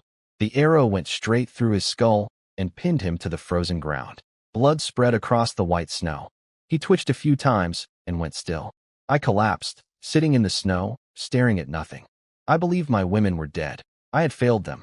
I had promised them a safe and happy home, and I failed. Then I heard a voice from below, Red Clothes, calling my name. I stumbled down the slope and grabbed her, held her tight, like she was the last thing keeping me alive. I asked her if Shuang and Qin Ru were dead. I told her it was all my fault. I couldn't stop the tears. I was crying with snot running down my face like a child. Red Clothes wiped my nose with the back of her hand and told me everyone was fine. She got back just in time and saved them all. I tried to answer, but before I could say anything, the cold finally won. I passed out in her arms. I had a long dream while I was unconscious. I was walking on a road made of soft light, stretching endlessly into nothing. Something pulled me forward, and I just kept walking without thinking. Then at the end of the road, I saw someone. A blurry figure at first, but I recognized him almost instantly. It was my grandfather. Silver hair, old faded clothes, cloth shoes, and that stern face he always wore, the one that never smiled. He saw me too, and for a split second he looked shocked. Then the shock turned into fury. "Ning boy," he shouted, his voice rough and harsh. "Who told you to come here? This isn't where you belong. Get back right now." But I couldn't move. I just stood there looking at his white hair and started crying without warning. This was the old man, the only person in my lonely childhood who ever gave me warmth, who kept me from going down the wrong path. I wanted to walk closer to him, but he stomped his foot and cursed at me. "Get out of here. You hear me? You're too young. It's not your time. Go." His yelling only made me cry harder. All the guilt I had carried for years came pouring out. I dropped to my knees on that glowing road and told him the truth I had never been able to say. "Old man, I'm sorry. I shouldn't have argued with you that day. I gave you a heart attack. It was me. I killed you." That secret had weighed on me like a boulder my entire life. I thought I would never get the chance to say it out loud. He watched me kneeling there, and slowly, his anger faded. He let out a long sigh. "Ning Yuan," he said, softer than I had ever heard him speak. "Everyone has their time. My time had come. It wasn't your fault. Your life isn't meant to end here. Go back. Live well. I can see you have people around you now who care about you. That puts my heart at ease." Then he turned away, walking deeper into the light. He waved his hand without looking back. "I'm going now. After this, let's hope we never meet again." "Old man, don't go." I tried to chase him, but a massive force yanked me backward. I screamed, and my eyes snapped open. I was staring at an unfamiliar ceiling. The smell of herbs was gone. Instead, I smelled the thick black bear hide draped over me. Then I heard Xiao Waner shrieking with joy. "Brother Ning Yuan is awake. He's awake." Footsteps came rushing in. Shuaing threw herself into my arms, sobbing. Qin Ru hurried to the bedside, her face full of worry, asking if I was hurting anywhere. I lifted my hands and saw the skin was bruised purple from frostbite. I looked past them to the doorway.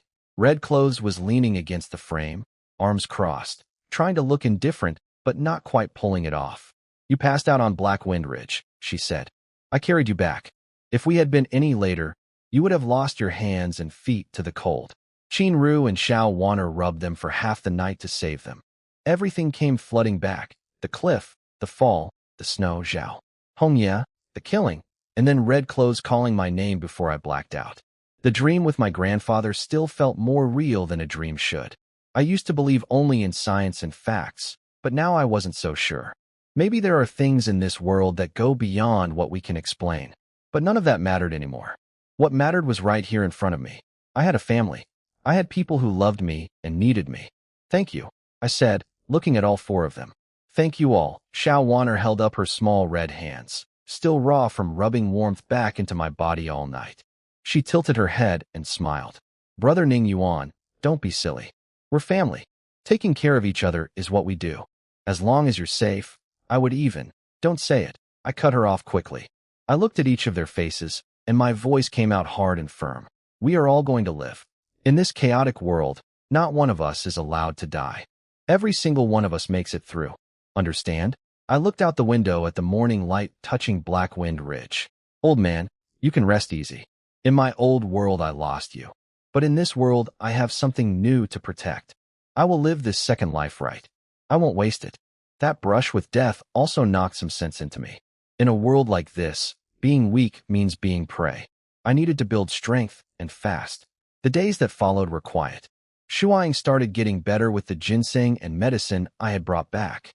I spent my days up the mountain refining salt. Red Clothes took Hubba and the others deep into the forest to hunt. In the evenings we brought meat down, and I always shared some with the villagers. They were grateful and started coming by to help fix our walls, patch the roof, and repair the door that Zhao Hongye had smashed. The village began feeling like a real community again. People visited each other. Moa Village was slowly coming back to life. One morning over an early breakfast, I watched my women doing needlework and made a decision. "I want to fix up this house properly," I said. "Make it bigger and stronger." Shuaing put down her sewing. looking worried about the cost. I held up 2 fingers. Her eyes went wide. 20 silver taels? I laughed. Think bigger, silly. Qin Ru, who had been keeping the books, spoke up gently. We have about 217 taels. Shuang nearly fainted. Even Red Clothes cracked a small smile. The salt business was something I kept from Shuang and Qin Ru. They were kind-hearted and innocent. They couldn't handle knowing the danger of selling illegal salt, or that a storm was quietly building inside the Dacian Empire. Red Clothes understood, though. We shared a knowing look across the table. Later I pulled her aside. Have Hubba's men split into teams of 3. Move the salt to Qinghe County after dark. Stay away from crowded roads. Be careful, she nodded. I know. I'll head up the mountain now to prepare. We went over every detail of the delivery plan together. Today was the day we would sit down with that businessman, the one with the green coat background, and negotiate our share. I knew it was going to be a tough fight. While I was busy preparing the salt shipment, the man I was about to do business with, Qiu Jinrong, had been sitting in his private room at the Uli Inn for 7 full days, waiting for me. He wore a white fur coat and stood by the window watching the market below. The market had gotten livelier since Li San fell from power. His old steward had rushed all the way from Qinglong County to urge him to come back. Spring was coming. The ice would melt soon, and the shipping fleet at every dock along the river was waiting for his orders on this year's trade routes. But Qiu Jinrong was not a man who wasted time without reason. He had spent those 7 days watching and thinking. He told his steward that the Dacian Empire was running out of luck. A great war was coming. When it hit, most businesses would collapse. The Qiu family needed more than their old ancestral trade to survive. They needed to grab hold of something bigger, a rare opportunity that could carry them through the chaos, or even lift them higher. If I had heard him say that, I would have been shocked. His thinking was almost exactly the same as mine. In troubled times, only 3 kinds of people truly count: the imperial bloodline, the military warlord families, and the third kind, people who hold critical resources and wait for the right moment to strike. Qiu Jinrong wanted to be that third kind. So did I. When I finally arrived at the inn and was led into his room, the door closed behind me, and we sat across from each other with nothing but the crackling of a charcoal fire between us. He opened with a jab. Brother Ning, quite the big shot you are. Making me wait 7 days without a single word. Do you have any idea what my time is worth? I kept my face calm and my voice steady. I apologize for making you wait, Boss Qiu. But I believe what those 7 days bought will be well worth your patience. Worth it or not depends on what you've got, he said, cutting straight to the point. Where's the goods? If I laid the goods at your front door right now, would you dare take them? I asked him back. The salt will be delivered tonight at midnight. Before that, let us talk about how we split the profits. He waved his hand like the whole thing was simple. He even poured me tea himself. Don't bother with all that. Name your price. I will buy the whole lot outright. Clean and easy. I raised an eyebrow. Buy it all outright? You're not worried I might deliver low-quality salt or swap in cheap goods? In a world where starving people trade their own children for food, you really want to bet on my honesty? He leaned forward, eyes sharp as a blade. Would you dare cheat me? I met his stare and smiled. What I mean is, a flat buyout puts all the risk on you. It would be safer for both of us to split profits based on how much actually sells. A percentage deal. Steady and fair. I knew exactly what he was trying to do. Buying outright would get me quick silver, sure. But in the long run, a profit share would earn me far more. He wanted to swallow the whole thing in one bite and treat me like some ignorant villager. I was not going to let that happen. Something shifted in his eyes. He looked at me again, more carefully this time, like he was seeing me for the first time. I could tell he had not expected this from a hunter. After a pause, he broke the silence. Fine then, Brother Ning. Since you want a partnership, tell me, what split do you have in mind? I held up 5 fingers. I supply the goods. You handle the channels, the transport, the buyers. We split the profits 50-50. He burst out laughing like I had told the funniest joke he ever heard. Brother Ning, do you have any idea what it costs to move this kind of cargo safely? The bribes at every checkpoint. The connections needed to find reliable buyers? The risks involved are beyond anything you can imagine sitting up in your mountain. 50-50? I would end up losing money. How about this? 15%. That is the highest I can go. We take it slow, build the business over time. 15%. That was below what I could accept. 25%. I said. I have men to feed too. Mining and refining the salt costs time and labor. Costs. A cold flash crossed his eyes when I said that. I could tell he knew something about the mine, that I had taken it from the bandits and was running it for free. But he held his tongue. Let us both step back, he said finally. 20%. That is my final offer. Push further, and we call the whole thing off. 20% was actually better than what I had expected going in. I was not going to push my luck. Deal, I said. 20%. I just hope the sales go smoothly so my brothers and I can make a living. When does the shipment arrive? He asked. When the moon is dark and the wind is high, I said. Tonight. I clasped my hands in a polite farewell. If there is nothing else, I need to stop by the Yunjin tailor shop to pick up some winter clothes I ordered. I will take my leave. Safe travels, Brother Ning. I will be waiting for good news tonight. What I did not know was what happened the moment I walked out that door. His man, the bearded one in the bamboo hat who had been investigating how commanders would die, slipped into the room right after me. Qiu Jinrong asked what he thought of me. The man called me slippery, a sharp mind. Qiu Jinrong agreed, but went further. He said my vision and ambition were far beyond what any hunter should have. He said if I ever got the right opportunity, I could become a serious threat in the coming chaos. Then his voice turned cold. He said once he had the salt refining method, I would go join Li San and Commander's Wa in the ground. But first, he wanted one more thing investigated. He needed to know whether the refining technique came from red clothes, which would mean more criminal charges he could use against me, or whether I had some powerful backer behind the scenes. If someone important was protecting me, he would need to be much more careful about how he moved. He sent the bearded man to sneak into Black Wind Ridge while our defenses were thin, to search the site for clues. The man vanished into the snowstorm, heading straight for the mountain. Outside the window, the snow that had stopped for a few days was falling hard again, burying Qinghe County in white once more. I left the Yuli Inn after closing the deal with Qiu Jinrong and walked through the market. The place had changed. There were more stalls than before, more voices, more life. I spotted a few hunters I recognized from near Mo village, carefully laying out mountain chickens and wild rabbits, haggling with buyers. Now, that Li San was gone. People who used to be too scared to sell their catches at the market were finally showing up. They traded their meat for grain, millet, and rough rice, because that was what would keep their families alive through winter. Meat was a luxury they could not afford to eat themselves. I headed straight for the Yunjin tailor shop on the corner of the street. The moment I stepped inside, a girl in a flowered cotton jacket came bouncing over to greet me. It was Nie Qing'er, the younger sister.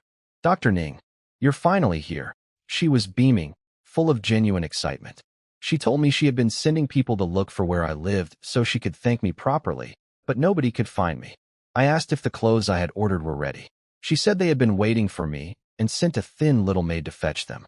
The girl came back carrying a neatly folded set of red clothes.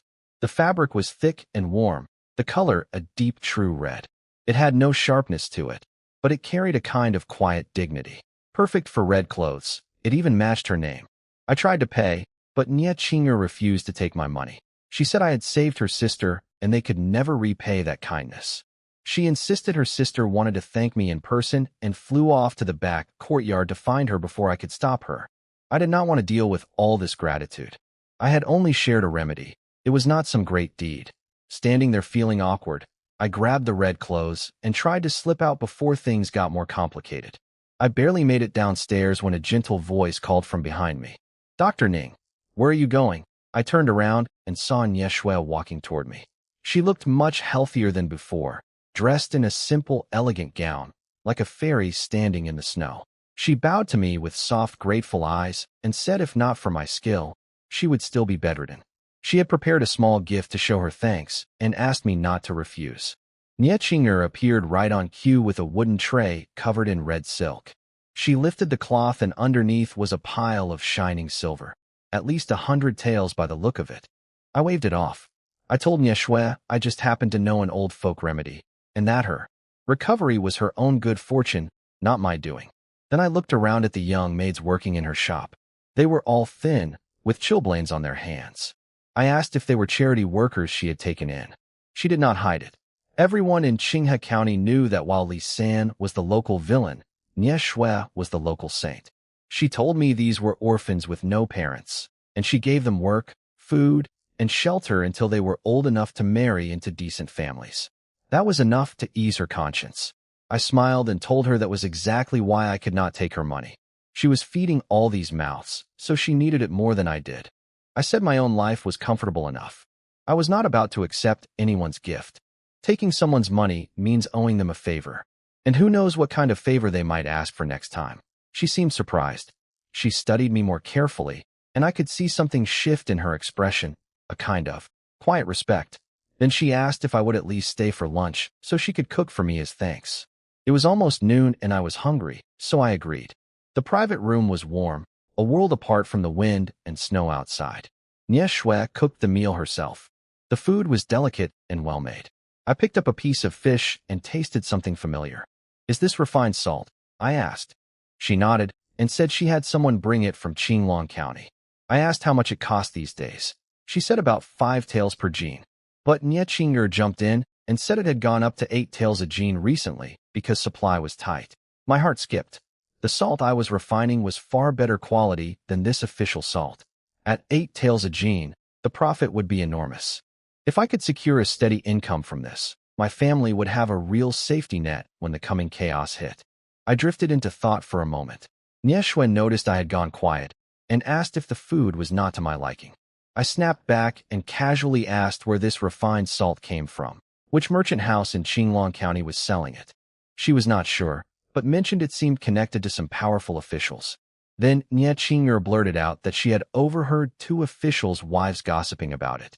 They said the premium salt mostly came through a place called the White Tiger Hall, which was a business owned by the Chiu family. She said the Chiu family was the richest in Qinglong County and kept scholars and advisors who had connections inside the imperial court. Nie Shui quickly told her sister to stop talking about powerful people before it got them in trouble. I kept my face blank, but inside I went cold. Red clothes had been half right in her guess about Chiu Jinrong. This man's reach went far deeper than I had imagined. I cleared my throat and asked one more question, as casually as I could manage. Did the Chiu family have any involvement with the border cities, like Blackwater Border City? Nie Shui said not Blackwater, but White Jade Border City. The Chiu family supplied military provisions there, grain, clothing, supplies, and had built a strong reputation for it. Then Nie Qinger added something that made my blood freeze.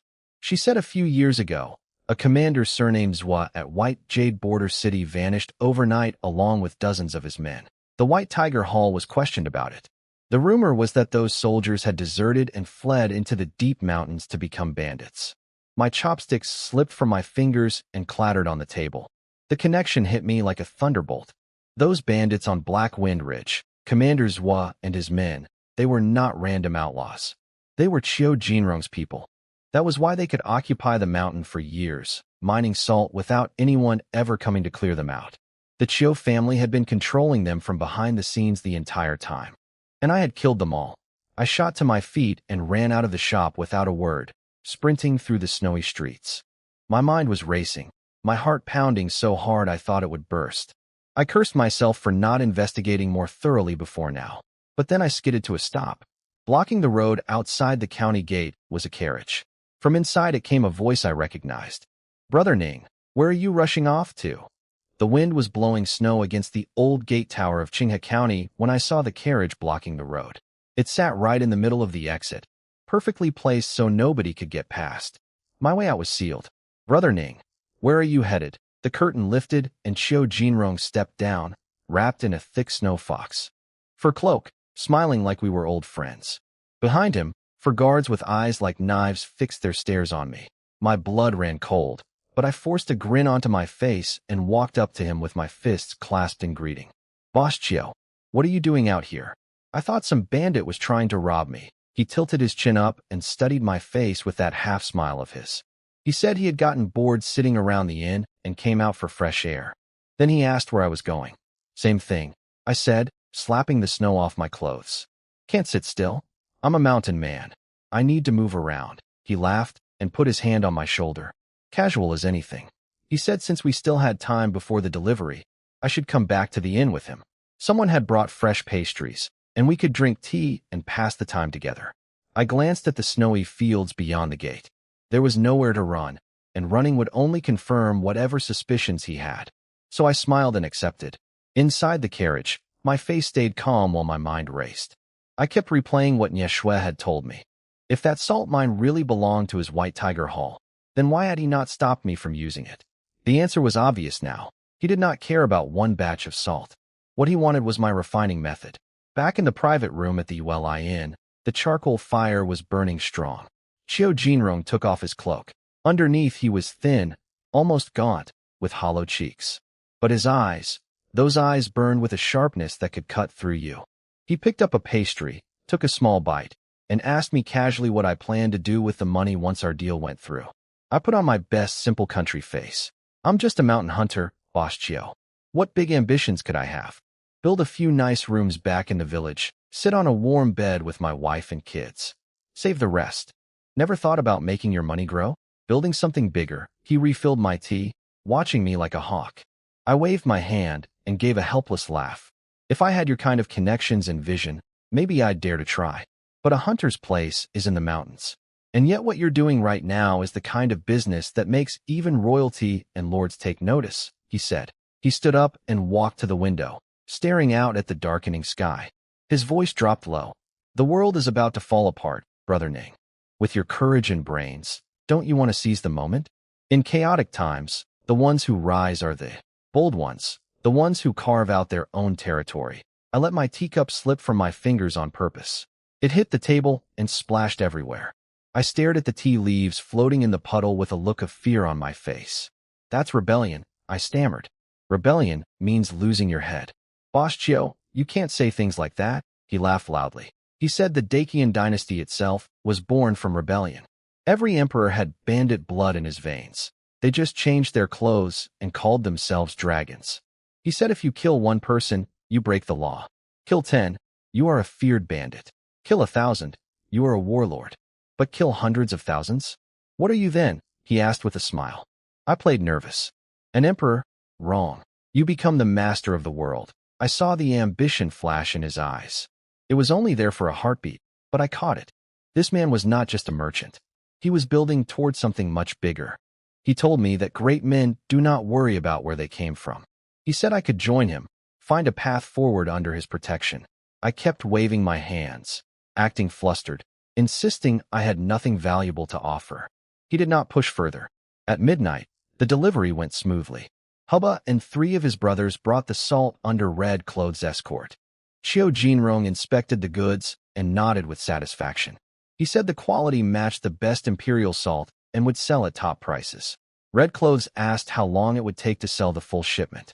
He said premium salt like this would have wealthy buyers fighting over it.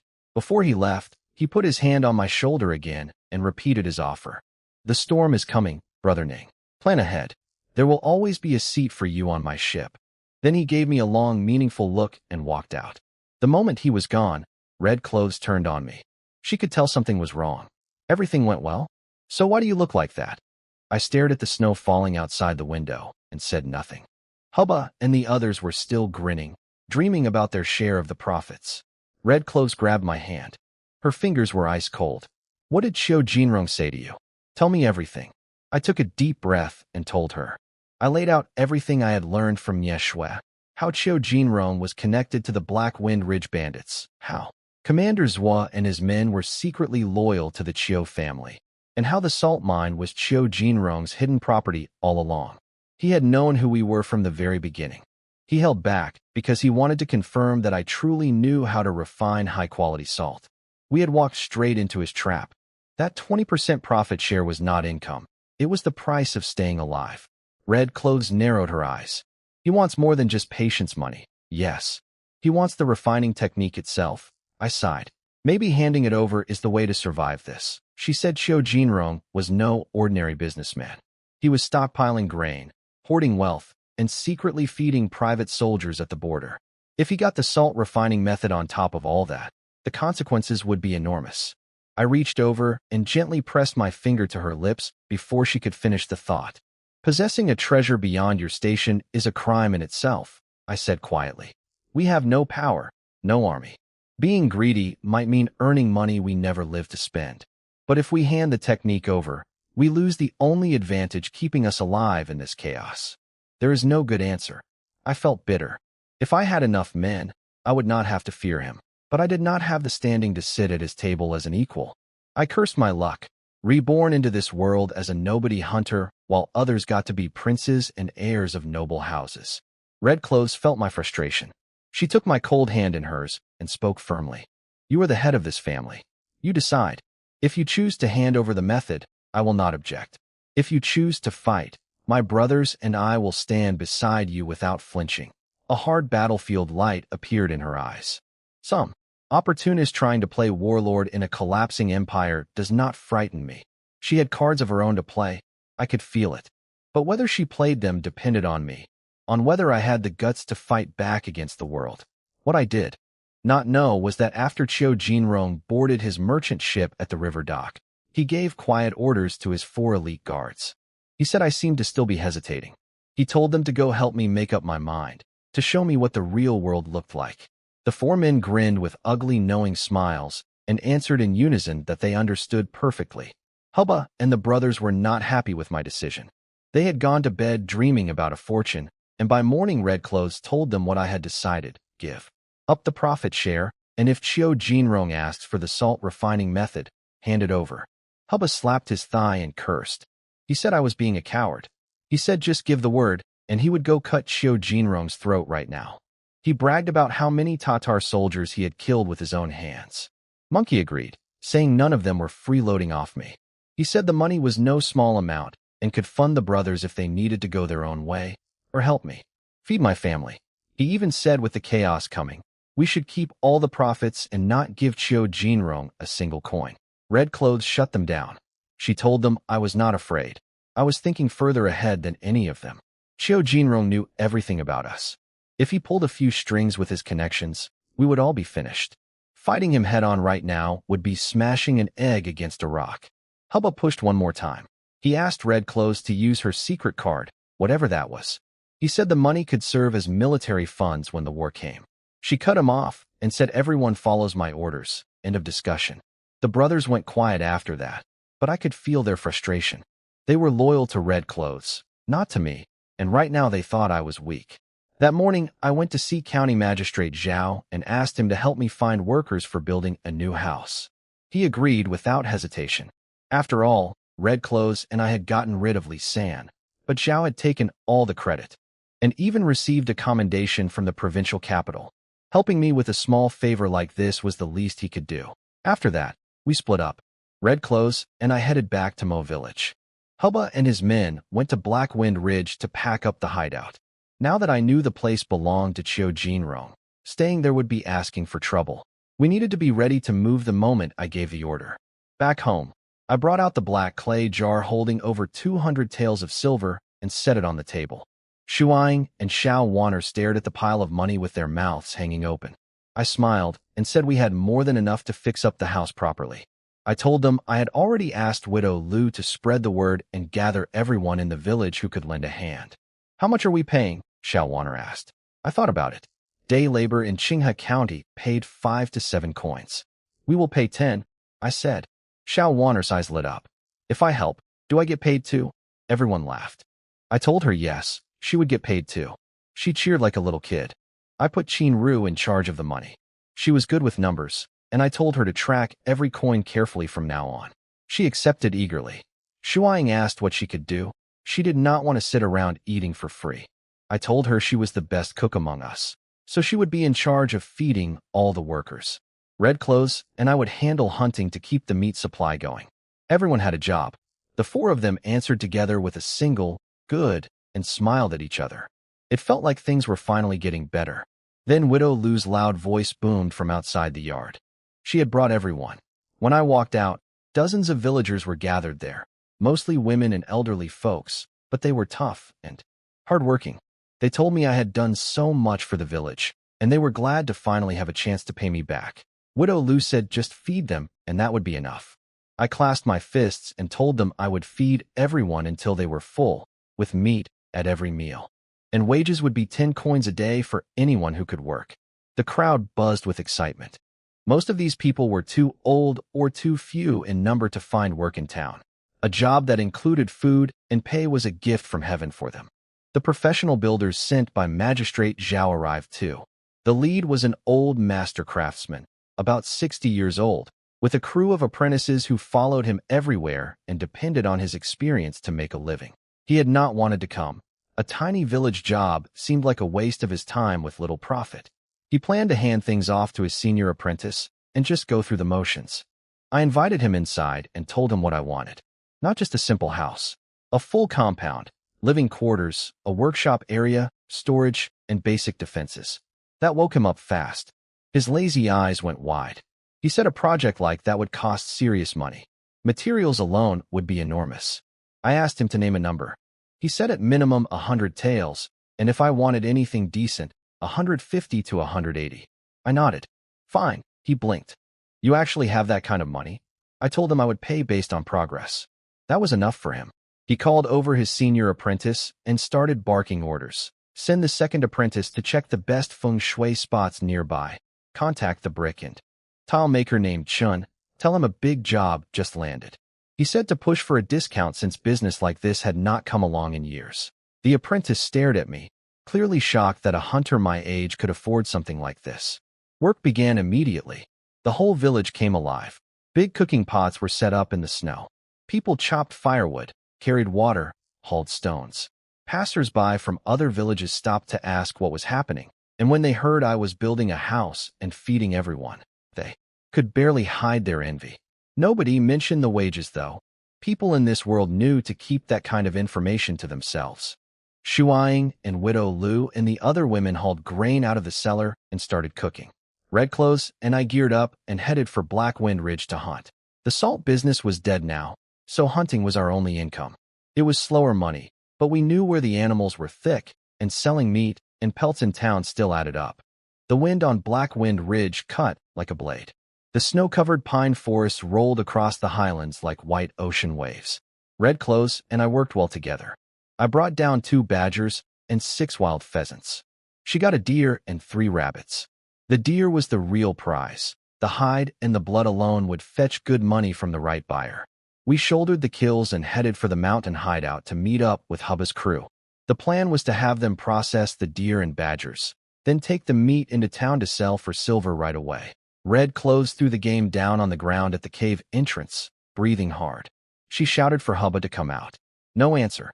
She frowned and called again, louder, telling them to stop messing around. Still nothing. She walked past me toward the cave, and the moment she stepped inside, the smile dropped from her face. She froze like she had just walked into an ambush. Red Clothes called my name, and something in her voice made every muscle in my body snap tight. I grabbed my bow and rushed into the cave, pulling her behind me in one motion. I drew the string back full and aimed into the darkness, my heart pounding so loud I could hear it over the dripping water. Then I saw what she saw, and my blood went cold. Deep inside the cave, Hubba and more than a dozen brothers were tied up tight, rags stuffed in their mouths, thrown in a heap in the corner like garbage. Their faces were swollen and bruised. They had fought hard before going down, but now every one of them was unconscious. A voice came from the shadows. Hunter Ning, so you know these mountain bandits too? Dark figures emerged like ghosts. The leader wore a straw hat and a rain cloak, holding a curved blade that caught the faint light. Behind him, I counted quickly, at least 11 men closing in around us without making a sound. Who are you? I asked, though my gut already knew the answer. Behind me, Red Clothes had her fists clenched so hard her knuckles were cracking. We exchanged a fast look and both felt our hearts sink at the same time. 11 of them, she whispered. No, I said, scanning the darker corners. 17. The moment I said it, 6 more men stepped out from behind the rocks, all holding bows with arrows pointed straight at us. Red Clothes was ready to charge. Her eyes were burning with killing intent. She would have thrown herself at them without a second thought. But I grabbed her arm and held her back. Fighting now means dying. I need you alive. I took the bow from my hands and gave it to her. Then I faced the man in the straw hat. Brother, what do you want? He smirked, his cracked lips curling with contempt. I heard you were smart. Why don't you guess? I stepped toward him. If I'm not wrong, you want the method for refining salt. He raised an eyebrow, surprised. What makes you say that? Your men are not street thugs. Every one of them has the look of someone who has killed before, and not just once. And the only person I know with both the motive and the resources to send men like this is Boss Chio. These were nothing like Lee San's ragged criminals. Their eyes told me they were trained killers, real soldiers. The Straw Hat Man actually started clapping. He said I was impressive, that even with arrows aimed at me from every direction, I could stay calm and think clearly. He said his master was right that I would be dangerous if I ever rose to power. I walked right up to him until we were face to face. But I'm curious, I said. My brother's back, there are no pushovers either. How did you take them down without losing a single man? Simple, he said. I watched all of you for days. You always melted snow for water at the same spot. All I had to do was put something in the snow. They drank it and passed out. I cursed myself silently. One tiny oversight, and everything fell apart. His tone shifted, almost sympathetic. He said Chio Jinrong actually admired me, but wanted me to understand something. In this chaotic world, brains alone are not enough. You need someone powerful behind you. Chio Jinrong had that. I did not. So I had no right to choose. Hand over the refining method, and consider it the price for staying alive. And if I refuse? I asked, keeping my voice flat. He laughed coldly. The killing intent thickened around us like fog. He said if I refused, then me, my beautiful wife, and every person in Moa village connected to me would go join Lee San and Commander Zhua in the dirt. He said in times like these, 100 dead villagers would not even make the news. I went quiet. My eyes moved to Red, clothes behind me with her arrow ready, then to the pile of brothers in the corner who might already be dead for all I knew. And then I noticed something, a tiny detail that made my pulse jump. But I kept my face blank. I smiled and took another step toward the Straw Hat Man. The calm I had been wearing started to peel away, replaced by something colder and harder. To be honest, I said, I was planning to let this go peacefully. The refining method, you want it, take it. The 20% profit share, I was going to give that up too. But now I've changed my mind. My voice turned to ice. Because I finally understand something. When a horse is too gentle, people ride it. When a man is too kind, people step on him. Even if I hand over the method like a good little dog, will you really let me live? No. Chio Jinrong would never allow anyone else to know the secret. He would kill me anyway. The Straw Hat Man's expression shifted. He knew I was right. So, I said, my stare cutting into him like a blade. If I'm dead either way, why not drag a few off? You down with me? At least the road to hell won't be lonely. What are you doing? He shouted, raising his curved blade. At that exact instant, a blood-curdling scream erupted from the corner of the cave. The Straw Hat Man and all his men flinched and turned toward the sound on pure instinct. Hubba and the brothers had already freed themselves from their ropes. They snatched up the blades piled nearby and threw themselves at the nearest enemies like rabid animals, fast, vicious, and merciless. No, the Straw Hat Man screamed. He spun back toward me, his blade swinging down at my chest. But he was too slow. He felt it before he saw it. A sharp, precise pain blooming in his heart. He looked down and found a beautiful short knife buried to the hilt in his chest. I was the one holding it. The knife was Red Clothes's ceremonial blade, a gift from her father when she left home, meant to symbolize protection. She had given it to me as a pledge of her life. This was the first time it had ever tasted blood. The cave exploded into chaos. Hubba fought like a wounded tiger, drenched in blood, hacking through enemies without mercy. His old border soldiers were hardened killers from real battlefields. Chio Jinrong's men were outclassed, and they knew it within seconds. Red Clothes picked off every archer who tried to sneak a shot at me, never missing once. It was over fast. When the sounds of fighting died and the wind outside became the loudest thing again, the cave floor was covered with bodies in black. The Straw Hat Man had lost an arm to Red Clothes and lay in a pool of his own blood, the short knife still sticking out of his chest. He coughed blood and tried to threaten me, saying if he did not return, Chio Jinrong would come for us all. Hubba wiped blood off his face and looked at me hard. You see now? These bastards were never going to let us live. That's how this world works. Show weakness and they take everything. I crouched in front of the Straw Hat Man. He begged me to let him go, clawing at the ground with his one remaining hand, dragging himself toward the cave entrance, leaving a bright red trail in the snow. I watched him crawl. Then I made up my mind. When I looked up, there was no hesitation left in my eyes. Brother Hubba is right, I said quietly. Some people don't listen to reason. So let them taste the blade instead. I took my bow from red clothes, knocked an arrow, drew the string. One smooth motion. I let go. The arrow punched through the back of his skull and pinned him to the snow, one step from the exit. I lowered the bow slowly. Something inside me had changed, and I could feel it. Red Clothes walked over and gently took my arm. She felt it too. Wife, I said. I'm here, husband. I want Xiao Jinrong dead. Can you make it happen? She smiled. A stunning, dangerous smile. There are many ways. It just depends on how spectacular you want his end to be. I tossed the bow to Hubba and stared out at the endless snow. I want to send a message, I said, to him and to this whole rotten world. Anyone who treats me like an insect to be crushed will learn exactly what happens when the insect bites back. Red Clothes' smile deepened, her eyes glittering with cold calculation. Then I will go make the arrangements. I promise you will be satisfied with the result. Qinglong County was 30 miles from Qinghe County by river. 3 fast boats slipped into the White Tiger Hall's dock without a sound in the dead of night. What Red Clothes arranged was swift and precise. But before we got there, before I walked into that bathhouse and ended Xiao Jinrong's life, he was busy being the monster he truly was. A young girl had been brought to him that evening. She was new, barely more than a child, with skin pale as snow and a thin silk robe that did nothing against the cold. He made her get into the hot pool with him. She was terrified, trembling, calling him master in a voice so small it could barely be heard. He gave her a dog's name, the same name as an actual dog he kept in his mansion. He told her she was his property, no different from an animal he fed. Then, as she tried to leave the pool, he grabbed her by the throat and shoved her under the boiling water. She screamed and thrashed, but he held her down, his eyes bloodshot and crazed. His body had failed him long ago, so he found his twisted pleasure in destroying beautiful things with his own hands. Watching the life drain out of them gave him a thrill nothing else could. When the girl finally stopped moving and floated limp in the water, he lay back with a handkerchief over his face, panting, and called for someone to throw the body in the river and bring him a fresh one. That was when I walked in. He did not see me at first.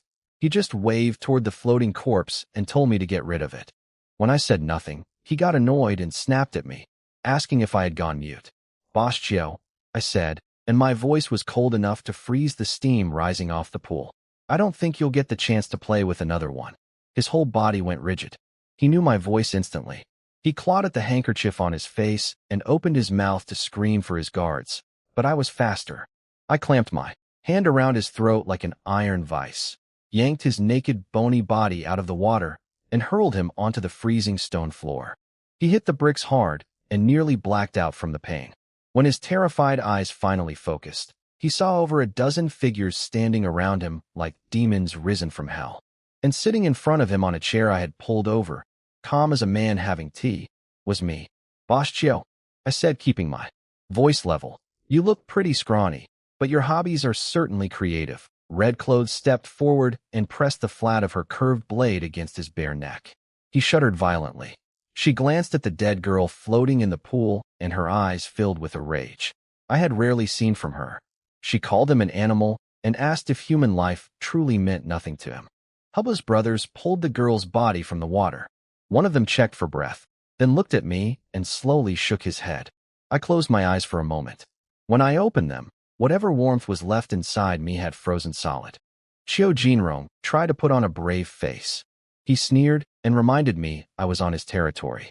He said if a single hair on his head was harmed, we would all die. I leaned forward and slapped him across the face so hard his head snapped sideways. I told him every guard in the White Tiger Hall was already dead. My dozen brothers had taken care of them all. One of the men stepped forward and dropped a severed head on the floor in front of him. That broke his composure completely. His face went white and he forced out a sickly grin, suddenly calling me brother again, claiming everything had been a joke, begging me to let him get dressed so we could talk things over calmly. I smiled at him. Then I drew that little ceremonial knife, the one Red Clothes had given me, with the red agate in the handle, and slashed him from forehead to chest in one casual stroke. His skin split open and blood poured out. His scream was cut short by Hubba's massive hand clamping over his mouth from behind. Do you think I'm joking now? I asked, my voice still quiet. Can you listen to me properly? He was shaking, sobbing, snot and tears running down his face. He said yes, he could listen, begging me to speak. Tell me, I said. Do you think I could become someone like you? Someone who does great things? Yes. Absolutely. Brother Ning, you are destined for greatness. He would have said anything to live. I don't think so, I said, turning the knife slowly in my hand. My courage isn't big enough. My heart isn't cruel enough. Compared to you, a man who kills girls for entertainment and devours the helpless, I'm far behind. So what should I do about that? Practice. You just need practice. He was grasping at anything. Don't kill me. I can help you. My money, my connections, everything. It's all yours. I can teach you. I agree, I said, standing up and looking down at him. I do need practice. You tried to cheat me, humiliate me, and kill me. That debt needs settling. So instead of taking your money, how about I practice my courage on you? Consider it your apology to me. He collapsed completely. He wet himself on the floor, the stench filling the room. He screamed for mercy, called me grandfather, swore he had secrets that could make me rich. Gone was the calculating mastermind from the Yin. All that remained was a naked, bleeding, pathetic creature begging on the cold stone. I said nothing more. I wrapped a cloth around my hand, clamped it over his mouth, and drove the knife into his throat. I held him down against the floor as he kicked and thrashed. The blade cut through everything. His legs jerked a few times, his eyes went glassy, and then he was staring at the ceiling beams without seeing anything at all. That night, the White Tiger Hall burned. The fire lit up half the sky over Qinglong County, turning the darkness bright as noon. The townspeople shut their windows and bolted their doors, but not one person came to put out the flames. From deep inside the alleys, I could hear faint voices cheering. Red Clothes handed me a warm towel. I wiped the blood spots from my face slowly while the firelight danced across my skin. I felt calmer than I had ever felt in my life. Something had shifted inside me permanently. The man who left Moa village that morning was not the same man standing here now. After a long silence, staring into the flames, I spoke. From now on, the salt business is ours. We run it ourselves. The sky was barely lit when we sailed back on the fast boats. I sat on deck holding that little knife, the one with the red agate handle that Red Clothes had given me. Qiu Jinrong's blood had dried dark on the blade. He probably never imagined someone would dare kill him inside his own White Tiger Hall. He had grown too comfortable behind his walls, too confident that a handful of guards and his reputation would keep everyone in line forever. But he forgot what happens when you push a man with nothing left to lose into a corner. That man stops being afraid. Red Clothes took my arm and leaned against me. She said heaven never gave people like us any justice, so we would have to take it ourselves. She told me what I did tonight was not just for our family. It was for everyone in Qinglong County and beyond who had been suffering in silence under men like Qiu Jinrong. I let out a long breath and watched it vanish in the cold wind. I told her I used to believe that if I kept my head down, worked hard, stayed out of trouble, I could carve out a quiet little life for us. I shook my head and admitted I had been naive. In a world that eats people alive, if you are not willing to be ruthless, you have no ground to stand on. I stared at the snow falling on the dark river, the whole world turning white and silent around us. Then I said something that made Red Clothes freeze beside me. The old heaven is dead. A new heaven must rise. This Dacian dynasty is rotten from the roots. She turned and stared at me with wide eyes. I looked back at her and kept going. Wife, you were right all along. If the country is falling apart, there is no safe home for any of us. You cannot protect a small family inside a collapsing empire. She grabbed onto my words like fire catching dry wood. That is why we must fight back, she said, her voice ringing with iron certainty. You protect the home. One day I will raise an army and march on the capital. I will take back justice for you, for our family, for everyone. I looked at this fierce woman beside me, this general who had lost everything and still refused to break. I brushed a snowflake off her nose and sighed again. This world only cares about winners and losers, I said. If you succeed, people will call you a visionary hero. If you fail, they will call you a loudmouth traitor. The land is full of warlords who can barely hold their own territory. You and I, a hunter and a convicted criminal. We have no banner, no name, no army. Do you really think we can pull this off? How can we not? She slapped my hand away, her emotions boiling over. She said she would tear down the entire rotten system. She would smash the class that crushed people beneath its feet. She wanted her family's name cleared. Over 100 souls from the Shui household, slaughtered for nothing. She swore that even if it cost her every last drop of blood, she would stand inside the imperial palace and kill the emperor with her own hands. I did not argue with her. I am not an impulsive person. I understood what overthrowing a dynasty meant. Mountains of corpses and rivers of blood stretching beyond the horizon. I stayed quiet for a long time. When I finally spoke, the confusion that had clouded my mind was gone. In its place was something harder and clearer than anything I had felt before. "Wife," I said. She looked up at me. "I don't know how to lead armies or plan grand strategies. That is not who I am. But I can help you. I will raise the money. I will gather the supplies. I will make sure you have everything you need before you march. Can you accept that?" Her face filled with disbelief. "Rebellion means execution of 9 generations of your family. If I fail, you and the others." I cut her off. "If you fail, the rest of us will be living in hell anyway." That silenced her. For the first time I saw the full weight of responsibility settle on her shoulders, and I think she felt it like never before. I held her cold hands tight and told her to remember what I was about to say, that these words were worth more than all the gold in the world. You must have a righteous cause. Only then can you win 100 battles. From today, everything you do is for the suffering common people. You represent every one of us who has been trampled under the boots of noble families and the imperial bloodline. Win the hearts of the people, and you can win the world. Something cracked open inside her mind. I could see it in her eyes, like sunlight breaking through black fog. She gripped my hand so hard it hurt, and I knew those words had struck deeper than any blade. We reached Moa village late at night. The village was sleeping peacefully under the snow, as if nothing had happened. Black Wind Ridge was now truly our hidden base, unknown to anyone. I sent orders to Hubba and the brothers to keep mining salt. I had to carve out a path forward, for my family, and for Red Cloth's impossible dream. That night we lay in bed, moonlight pouring through the window. Neither of us could sleep. She pressed close to me and said in a rare soft voice that she wished the world did not have to go to war. She said joining my family was the best thing that ever happened to her. She said she wanted to stay like this forever. Me, her, Shuang, Qin-Ru, just living simple, quiet days together. I stroked her back gently. "That is not your destiny. Your destiny is on the battlefield.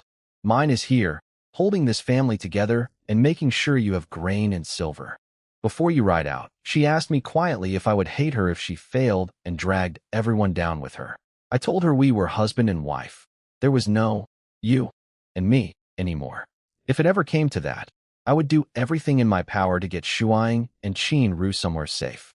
The next morning, the builders kept working on the house while I started planning a new way to sell our salt. I thought of someone who might be able to help. I went back to the Yunjin tailor shop and visited Nie Shui. I told her straight. I had refined salt, and I wanted to use her shop as a relay point to find buyers. I offered her a 50-50 split on profits. She hesitated. She said the salt trade was incredibly dangerous, a crime punishable by death. She asked why I would risk everything when I already had enough to live comfortably. She was sharp. She could tell money was not my real purpose. I stopped wasting words. I dipped my finger in tea and wrote a few characters on the table surface. When she read what the water traced out, her expression transformed completely. The doubt vanished. She stood up and told me she would not take a single coin of profit. I was surprised. I asked if she was refusing. She said no.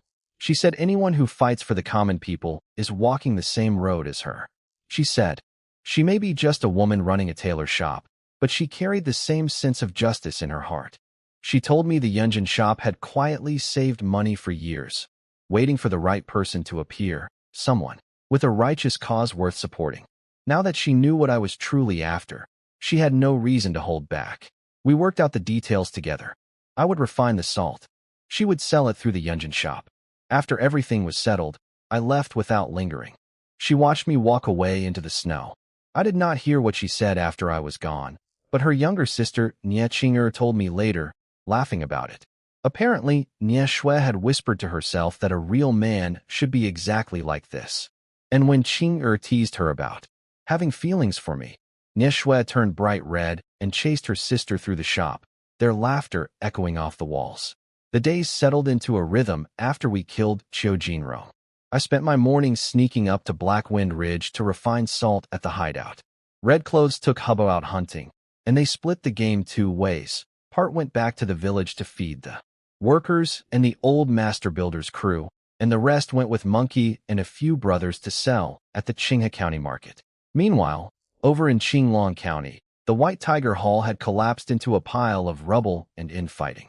With Qiu Jinrong dead, the remaining hall masters turned on each other, fighting over who would take the top seat. Then one day, a company of border soldiers on war horses came thundering into the ruins. Their leader was a commander named by Xiong from White Jade Border City. He did not care who ran the White Tiger Hall. He only cared about one thing: supplies. Spring was coming, and with it the Tatar raids. White Jade City was the most important defensive line in the entire Baoping province. If it fell, everyone in the region would suffer. He slammed his curved blade on the table and told those scheming hall masters to figure out when they were sending grain, clothing, and weapons. He said if they delayed military operations, none of them could afford the consequences. That was the deal. The White Tiger Hall got to bully people and sell salt because White Jade City soldiers protected them. In return, the hall kept those border troops fed, clothed, and comfortable. The soldiers there were well-fed and strong, even getting women sent to their camps for entertainment. It was the complete opposite of Blackwater Border City. That place was another critical defensive line, but the garrison was barely 200 men. Red Clothes used to be its commanding general before her family was destroyed. After she fell, the 3 commanders below her all deserted. A man named Zhou Qiong ended up as the sole remaining officer, holding the fort through freezing cold and constant hunger. Nobody sent them anything. A few days later, I loaded up a full stone of refined salt and brought it to the Yunjin tailor shop with Hubba and 6 brothers. Nieshue tasted the salt, and her eyes went wide. She said it had reached snow salt grade, a level so high that even 5th-rank government officials could not always get their hands on it. She called it tribute quality. I asked her how much she thought we could sell it for. She said 20 taels per gene without hesitation. Hubba nearly choked. Monkey asked if anyone would actually pay that much. Nieshue smiled and told them they had no idea how rich and powerful the elites in Baoping province really were. The ones suffering were the common people. The officials were fat with stolen wealth. She said even our poorest local official, Magistrate Zhao, earned only 5 taels a year in official salary, but pulled in at least 500 taels in side income. And that was in backwater Qinghe County. In bigger places like Qinglong County, even low-ranking clerks made 20 or 30 taels a year. She knew all this because her tailor shop served the wives and concubines of every official and wealthy family in the area. They talked freely around her. I did the math out loud. If we sold a full stone at 20 taels per gene, the total came to— Nieshue beat me to it. 2,400 taels, she said with a calm smile. Hubba fell off his chair. He scrambled back up, eyes bulging, stammering the number over and over. At Blackwater Border City, the entire spring budget had been barely 100 taels. After every layer of corruption skimmed its share, the soldiers were lucky to eat twice a day. 2,000 taels was a number beyond anything he had ever imagined. I could see the fire light up in his eyes. He clenched his fists, and I knew he was already planning to swing his pickaxe harder at that salt mine. Every grain of salt meant something now, not just money, but a future. I told Nieshue I was leaving all the selling details in her hands. Then I assigned 3 of my brothers, Monkey, Xiao Zhao, and Huzi, to stay with her and her sister for protection. The 3 stepped forward and told her to give them orders whenever she needed anything. Nieshue pulled me aside privately. She said selling salt openly was manageable, but no secret stayed hidden forever. She had 2 concerns I needed to think about. First, Magistrate Zhao. Once he caught wind that refined salt was being sold in his county, he would want to cut. He was not a good man, just a small-time greedy coward. I needed a plan to keep his mouth shut. Second, the White Tiger Hall. Even with Qiu Jinrong dead, the organization still existed. Salt trading had always been their territory, and behind them stood White Jade Border City's soldiers. My brothers were good fighters, but we were outnumbered and had no official backing. I thought for a moment and had answers for both. Magistrate Zhao was easy. He was greedy but gutless. Once the salt money started flowing, Nie Shui just needed to pay him off regularly. In a remote place like Qinghe County, nobody was going to audit him. Every official in Baoping province was corrupt. The only question was how much. I told her to start the bribes small and increase gradually. If she gave too much too early, it would only make him greedier. The White Tiger Hall was a harder problem, and I did not have a full answer yet. I had stolen their business with a product far superior to theirs. Even if the remaining hall masters accepted it, the well-fed soldiers at White Jade City who depended on that income would not. I sighed to myself.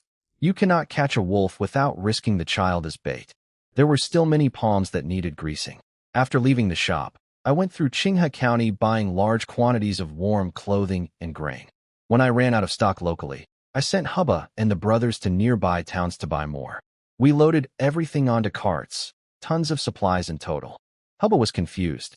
He said all this had cost a lot of money from our shared funds, the silver we had earned selling meat at the market. The salt money had not even come in yet.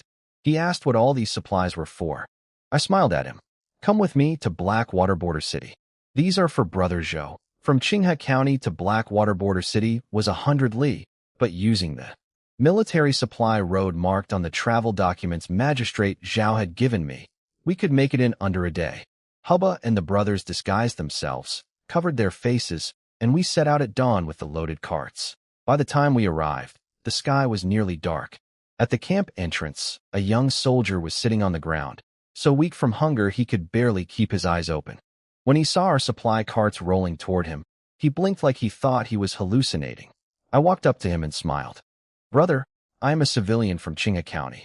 I heard the men at Blackwater Border City are having a hard time, so I brought some food and clothing. Commander Zhou Qiong here. The last light of the setting sun turned the tattered flags on the city wall a dark red. A group of horses came galloping toward the gate, and the man in front pulled the reins hard and swung down from his saddle in one smooth motion. He was tall, about 8 feet, with a weathered face carved by years of harsh border life. His eyes were the sharpest thing about him, fierce enough to make anyone look twice. Zhou Qiong marched over with his hand resting on the saber at his hip, laughing loudly. Then he saw me standing by the supply carts and his laugh cut short, replaced by pure disbelief. He glanced back at the direction we had come from and let out a bitter grin. I thought the main command had finally remembered they had a bunch of starving, freezing sons of bitches out here. Turns out it's just you. 15 minutes later, we were sitting in the biggest tent the camp had. It was falling apart, but there was a fire going, and for the first time in who knows how long, the place smelled like food. Dried meat sizzled over the flames, and cheap liquor burned its way down everyone's throats. The soldiers crowded around the fire, shouting and laughing, color returning to their hollow faces. For a few minutes they could forget how cold and hungry they had been. Zhou Qiong raised a heavy bowl of wine, the rim still greasy from the meat. Brother Ning, it's been a while.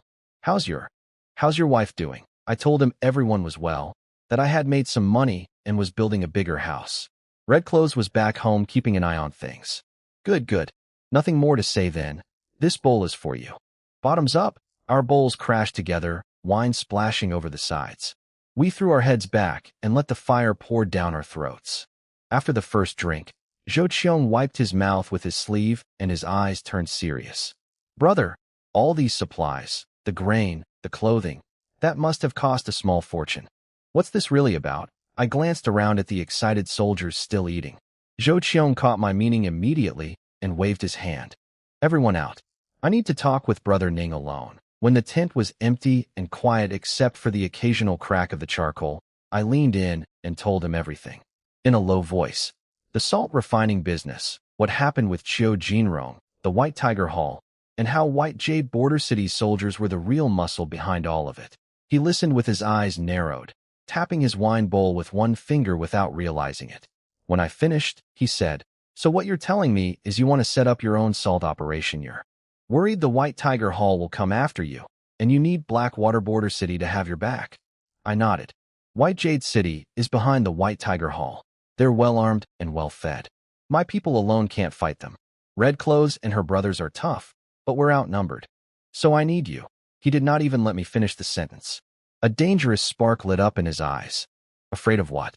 You think my boys are the same as those overfed parasites at White Jade City who pocket empty salaries and get fat doing nothing. He slammed his fist on his knee.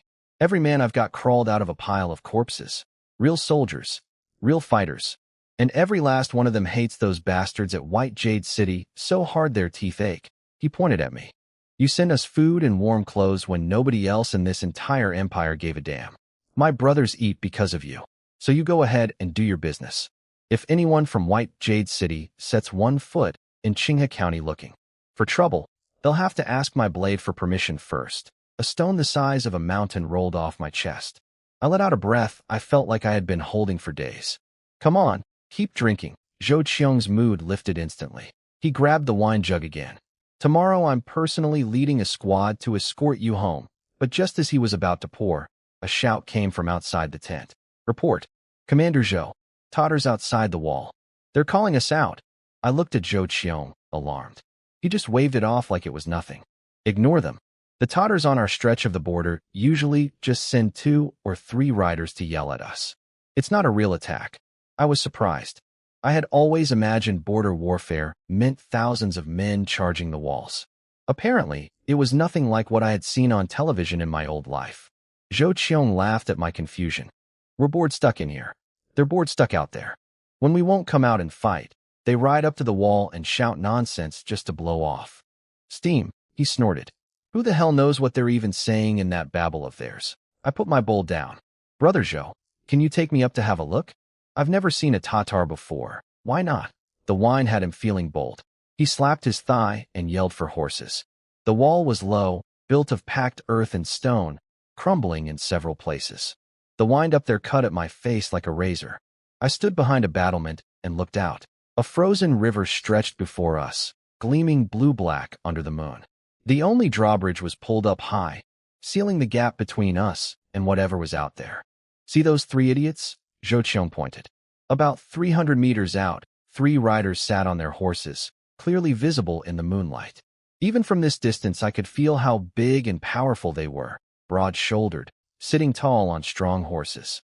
They looked nothing like the gaunt, hollow-cheeked soldiers around me. Zhou Qiong sighed, his voice heavier now. These Tatars are truly fearsome. One regular Tatar soldier, barehanded, can take down 2 or 3 of our men. And if you run into one of their squad leaders, a 10-man commander, what happens? I asked.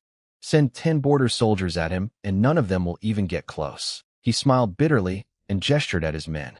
Look at us. We've got rusted sabers and not a single piece of decent armor between us. Their squad leaders wear light plate, ride fat horses, and swing ring pommel broadswords that cut our boys down before they're within striking distance. He bared his teeth. Mostly it's fear. They've been beaten so many times that the moment someone says the word Tatar, their legs turn to water before they even see the enemy. Just then, one of the Tatars trotted his horse forward and stopped about 250 meters out. He waved his weapon overhead and started yelling toward the wall, his voice echoing arrogant and muffled across the open ground. Son of a bitch, he's out there running his mouth again, Zhou Qiong spat, the wine fueling his temper. Bring me my bow. A guard handed him a longbow. Zhou Qiong knocked an arrow, took aim, and let fly. But the night was dark and the wind was strong. By the time the arrow reached the Tatar, it had lost most of its force. The rider casually knocked it aside with his battle axe and burst into mocking laughter. Zhou Qiong's face turned red with fury. I squinted, listening carefully to the broken sounds carried on the wind. A cold smile touched the corner of my mouth. He says your aim is worse than his mother's embroidery. Zhou Qiong froze. The soldiers around us heard it too. A beat of silence, then an eruption of laughter. They had picked up enough Tatar words to know what mother meant in their language. You understand their language? Zhou Qiong stared at me in shock. But I was not laughing. I stared at the Tatar rider out there in the dark, and something hard and cold settled over me. Brother Zhou, I said, my voice calm and steady as iron. Let me borrow that bow. The laughter died instantly. Zhou Qiong read my meaning in a heartbeat. Excitement flashed across his face, and he shoved the bow into my hands without a second thought. I took the bow and tested the string. I drew a slow breath of frozen air, knocked the arrow, hooked my fingers, pulled the hard bow back to a full crescent moon, my arms holding steady against the strain. The arrowhead caught a sliver of moonlight and gleamed like a cold star. Every eye on the wall, and below it locked onto that single point of light. I released. The arrow screamed off the string, spinning through the wind, tearing across the distance at a speed that made the air itself shriek. The Tatar rider saw another arrow coming from the wall and sneered. He did not bother dodging. Instead, he kicked his horse forward and raised his battle axe to meet it head-on, just like he had swatted away Zhou Qiong's shot moments before. The axe and the arrowhead collided with a shower of sparks. But this time was different. The force behind my arrow was far beyond what he expected. The shaft did not bounce away cleanly. Instead, it caught a wicked angle along the edge of the axe blade, slid past the steel like a snake finding a gap, and punched straight through his leather coat, into his chest. The wet sound of the arrowhead tearing through flesh carried across the frozen ground, loud enough that every man on the wall felt it in his bones. The Tatar's arrogant expression froze on his face. He looked down in total disbelief at the arrow shaft trembling in his heart, blood already soaking through his coat in a widening circle of red. His two companions behind him were still laughing. They had not noticed yet. Up on the wall, the border soldiers held their breath. None of them could believe I had actually hit the target at that distance, in the dark, against the wind. "Brother Zhou, arrow," I called out. Zhou Qiong snapped out of his shock, his eyes blazing with wild joy. He fumbled the second arrow into my hand, almost tripping over himself. I knocked it, drew the bow, and aimed, fast as lightning but steady as a mountain. The wounded Tatar was already yanking his reins in panic, his face white with agony. His horse reared up, screaming, then spun around trying to flee. Only then did the other two riders finally see the arrow buried in their companion's chest. Their laughter died, and their faces twisted with shock. The injured Tatar howled in pain, his voice raw with fear. But his horse had barely bolted 6 meters before my second arrow caught up with him. It entered the back of his neck and punched clean out through his throat. He did not even finish his scream. His whole body went rigid, and he toppled from the saddle. His neck snapped at an ugly angle when he hit the frozen ground, throwing up a spray of snow. He did not move again. Dead. The wall went silent. Nothing but the wind. The two remaining Tatars stared up at where I stood with the bow, horror spreading across their faces. The silence was suffocating. I did not give them time to think. My third and fourth arrows flew almost back to back, the shriek of splitting air sounding like death itself calling their names. The two Tatars wrenched their horses around, desperate to escape my range. Too late. Both arrows found their marks within 2 seconds of each other. One Tatar took the shaft straight through his throat and dropped dead off his horse instantly. The other was luckier by a small margin. The arrow went through his belly instead. He screamed and crashed to the ground, writhing in the snow. The wall stayed frozen. Nobody could process what had just happened. The silence stretched out, thick and strange. Then Zhou Qiong shattered it. Kill. Every drop of shame and rage he had swallowed over the years came erupting out in that single roar. His face was crimson, veins bulging in his neck, and he charged down the wall like a tiger breaking free from its cage. "Open the gates. I want to fight him one-on-one. Open the damn gates." That scream lit a fire in every soldier on the wall. They scrambled onto their horses like men possessed. The heavy gates groaned open and the drawbridge crashed down. Zhou Qiong led a dozen riders across, curved blades flashing in the moonlight, pouring over the bridge like a flood smashing through a dam. The gut-shot Tatar had been trying to crawl back onto his horse, but kept falling off. When he saw the border soldiers charging toward him, something desperate and savage flared in his eyes. Instead of running, he let out a war cry, heaved his massive ring-pommel broadsword off the ground, and charged straight at them on foot. Zhou Qiong reached him first, his horse at full gallop. He swung his saber down with everything he had. The blades met with an ear-splitting crash, and Zhou Qiong's saber snapped clean in half. Even gut-shot and half-dead, the Tatar's raw strength was monstrous. The impact knocked Zhou Qiong backward in his saddle, so hard his horse stumbled. But before the Tatar could draw another breath, the rest of the soldiers swarmed him from every direction. Blades rained down on him like a storm. He cast one last hateful glare up at the wall, at me, standing there with the bow still in my hand. And then he disappeared under a wave of steel. They hacked him to the ground in seconds. Years of humiliation exploded out of those men. They dismounted and kept swinging at the bodies long after the Tatars were dead, screaming and cursing, releasing every ounce of fear and shame they had carried. Zhou Qiong sat on the frozen ground, gasping for air, staring at the scene with shaking hands. He looked at his own numb grip where the broken saber had been, and I saw something change behind his eyes. The Tatars could be killed. They bled red, just like everyone else.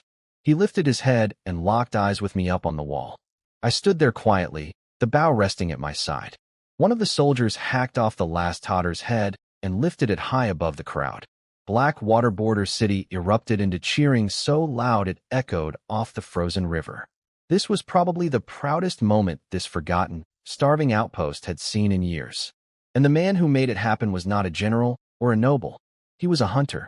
They surrounded me when I came down, treating me like a hero returning from war. Zhou Qiong grabbed my shoulders and shook me, his voice cracking with emotion. Brother Ning, you're unbelievable. 3 Tatars killed in one night. That has never happened here before. You just put Black Water Border City on the map, but I could not share his excitement. I kept replaying that moment when the gut-shot Tatar, half dead and bleeding out, had shattered Zhou Qiong's blade and nearly knocked him off his horse with a single swing. If the legends said 3,000 Tatar light cavalry could match 30,000 Dacian soldiers, I now believed every word. I pulled Zhou Qiong away from the celebration to somewhere private. Brother Zhou, celebrate tonight, but 3 dead scouts won't change anything. Black Water Border City still means nothing to the generals at the main command. You're still invisible to them. His grin froze. A flash of irritation crossed his face, but he could not argue with the truth. Then what do you suggest? He asked. What would make those people finally treat us like real soldiers? I pointed at the 3 bloody heads lying in the snow. I have a plan. If I can help Black Water Border City kill more Tatars, bigger targets, ones that actually matter. Say, a 10-man commander's head. Do you think the main command would pay attention then? Zhou Qiong sucked in a sharp breath. His whole body stiffened. He shook his head on instinct.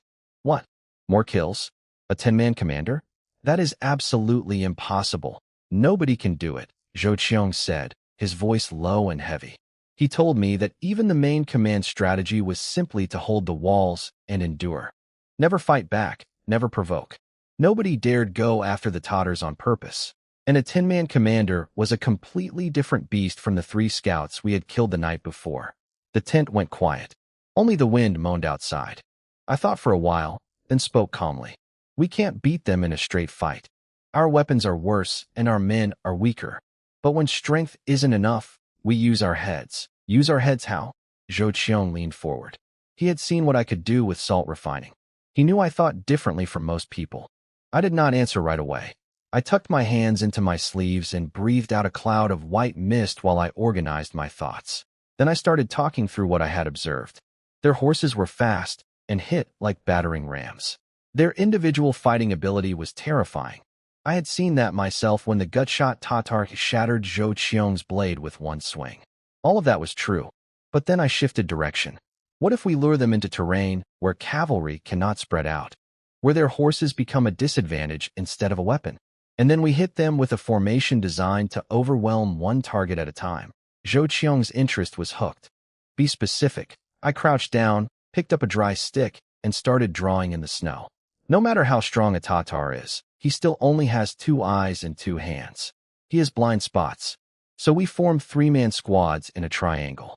2 men up front to make noise and draw his attention with a fake attack.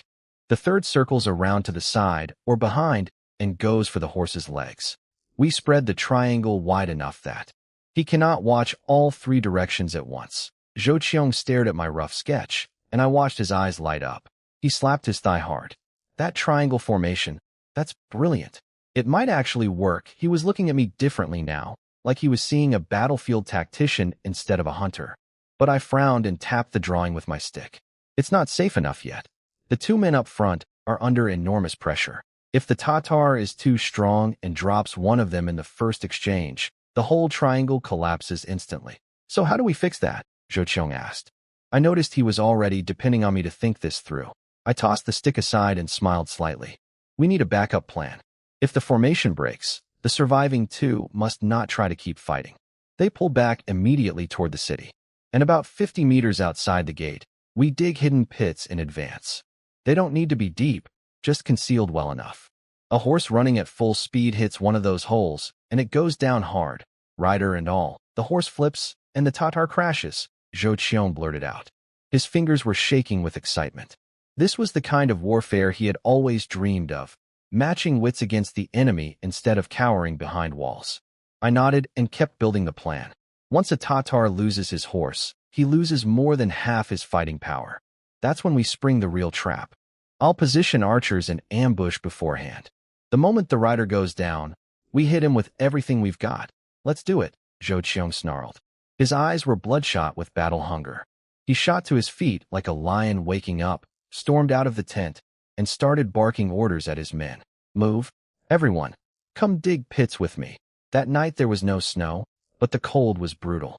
The darkness outside the walls was total except for Zhou Qiong's voice cursing at his soldiers as they worked. He told them to dig deeper, deep enough to snap a horse's legs clean off. He yelled at anyone he caught slacking, reminding them they had just eaten meat and drunk wine, so they had no excuse to be tired. I picked 30 of the best archers the garrison had. One of them came up to me grinning and asked when I was going to teach them to shoot like I did. I shook my head with a bitter smile. Archery at my level was about instinct and feel. I could not teach that. Good aim takes years of hard practice, I told them. But here is what I need from you. When the Tatars break through the front line and enter your effective range, do not wait for orders. Pick your target and shoot immediately. Understood. A few of the younger ones still looked scared. One asked quietly what would happen if they missed. I'll be there, I said. My voice was calm, but I made sure every man heard it. I will cover any shot you miss. That settled them down. They had all watched me put arrows through Tatar throats at 300 paces the night before. That memory gave them something solid to hold on to when the fear crept in. I pushed further. Right now is our best chance. The Tatars are arrogant. They don't respect our border soldiers at all. Their guard is at its lowest. Then I asked how much reward money a Tatar head was worth. An old soldier scratched his memory and said it was supposed to be 1 tael of silver, but after every officer above them took a cut, the actual soldiers were lucky to see 50 copper coins. Another man added that military merit was real though. Kill 3 Tatars, and you could be promoted to a squad leader. Kill 15, and you could command 50 men. I told them this was their moment to earn both money and rank. Then I made a promise. For every Tatar killed, I will personally pay 2 taels of silver. A wave of muffled gasps rippled through the group. 2 taels was enormous for men who had nothing. The fear did not disappear, but something else started burning alongside it. Greed, hope, hunger for a future that was not just freezing and starving on a forgotten wall. With the plan set, the entire garrison mobilized. Under my direction, they dug a trench about 100 meters from the wall where the archers could hide. Further out, we placed simple traps designed to catch galloping horses. With full bellies and warm clothes for the first time in months, the soldiers worked with real energy, rotating in shifts through the night and all the next day. By the time the sun began to set, painting the snow a dull, bloody gold, everything was ready. Zhou Qiong walked over and stood beside me, staring out at the silent horizon. He looked nervous. Brother, what if the Tatars don't come today? They'll come, I said without hesitation. I pointed toward the gate. Up above it, the 3 headless Tatar corpses from last night were hanging from the crossbeam, swaying gently in the wind. 3 of their scouts never came home. They have every reason to come looking. And when they see those bodies, they'll understand exactly what happened.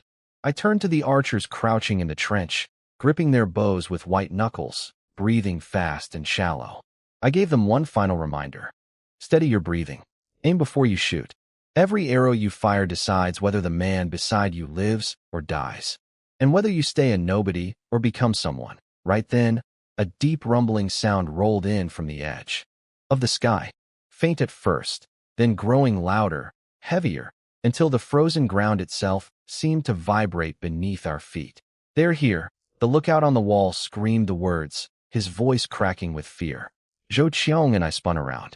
On the far horizon, more than 10 riders were tearing toward the city, kicking up clouds of snow dust, moving like a tornado bearing down on us.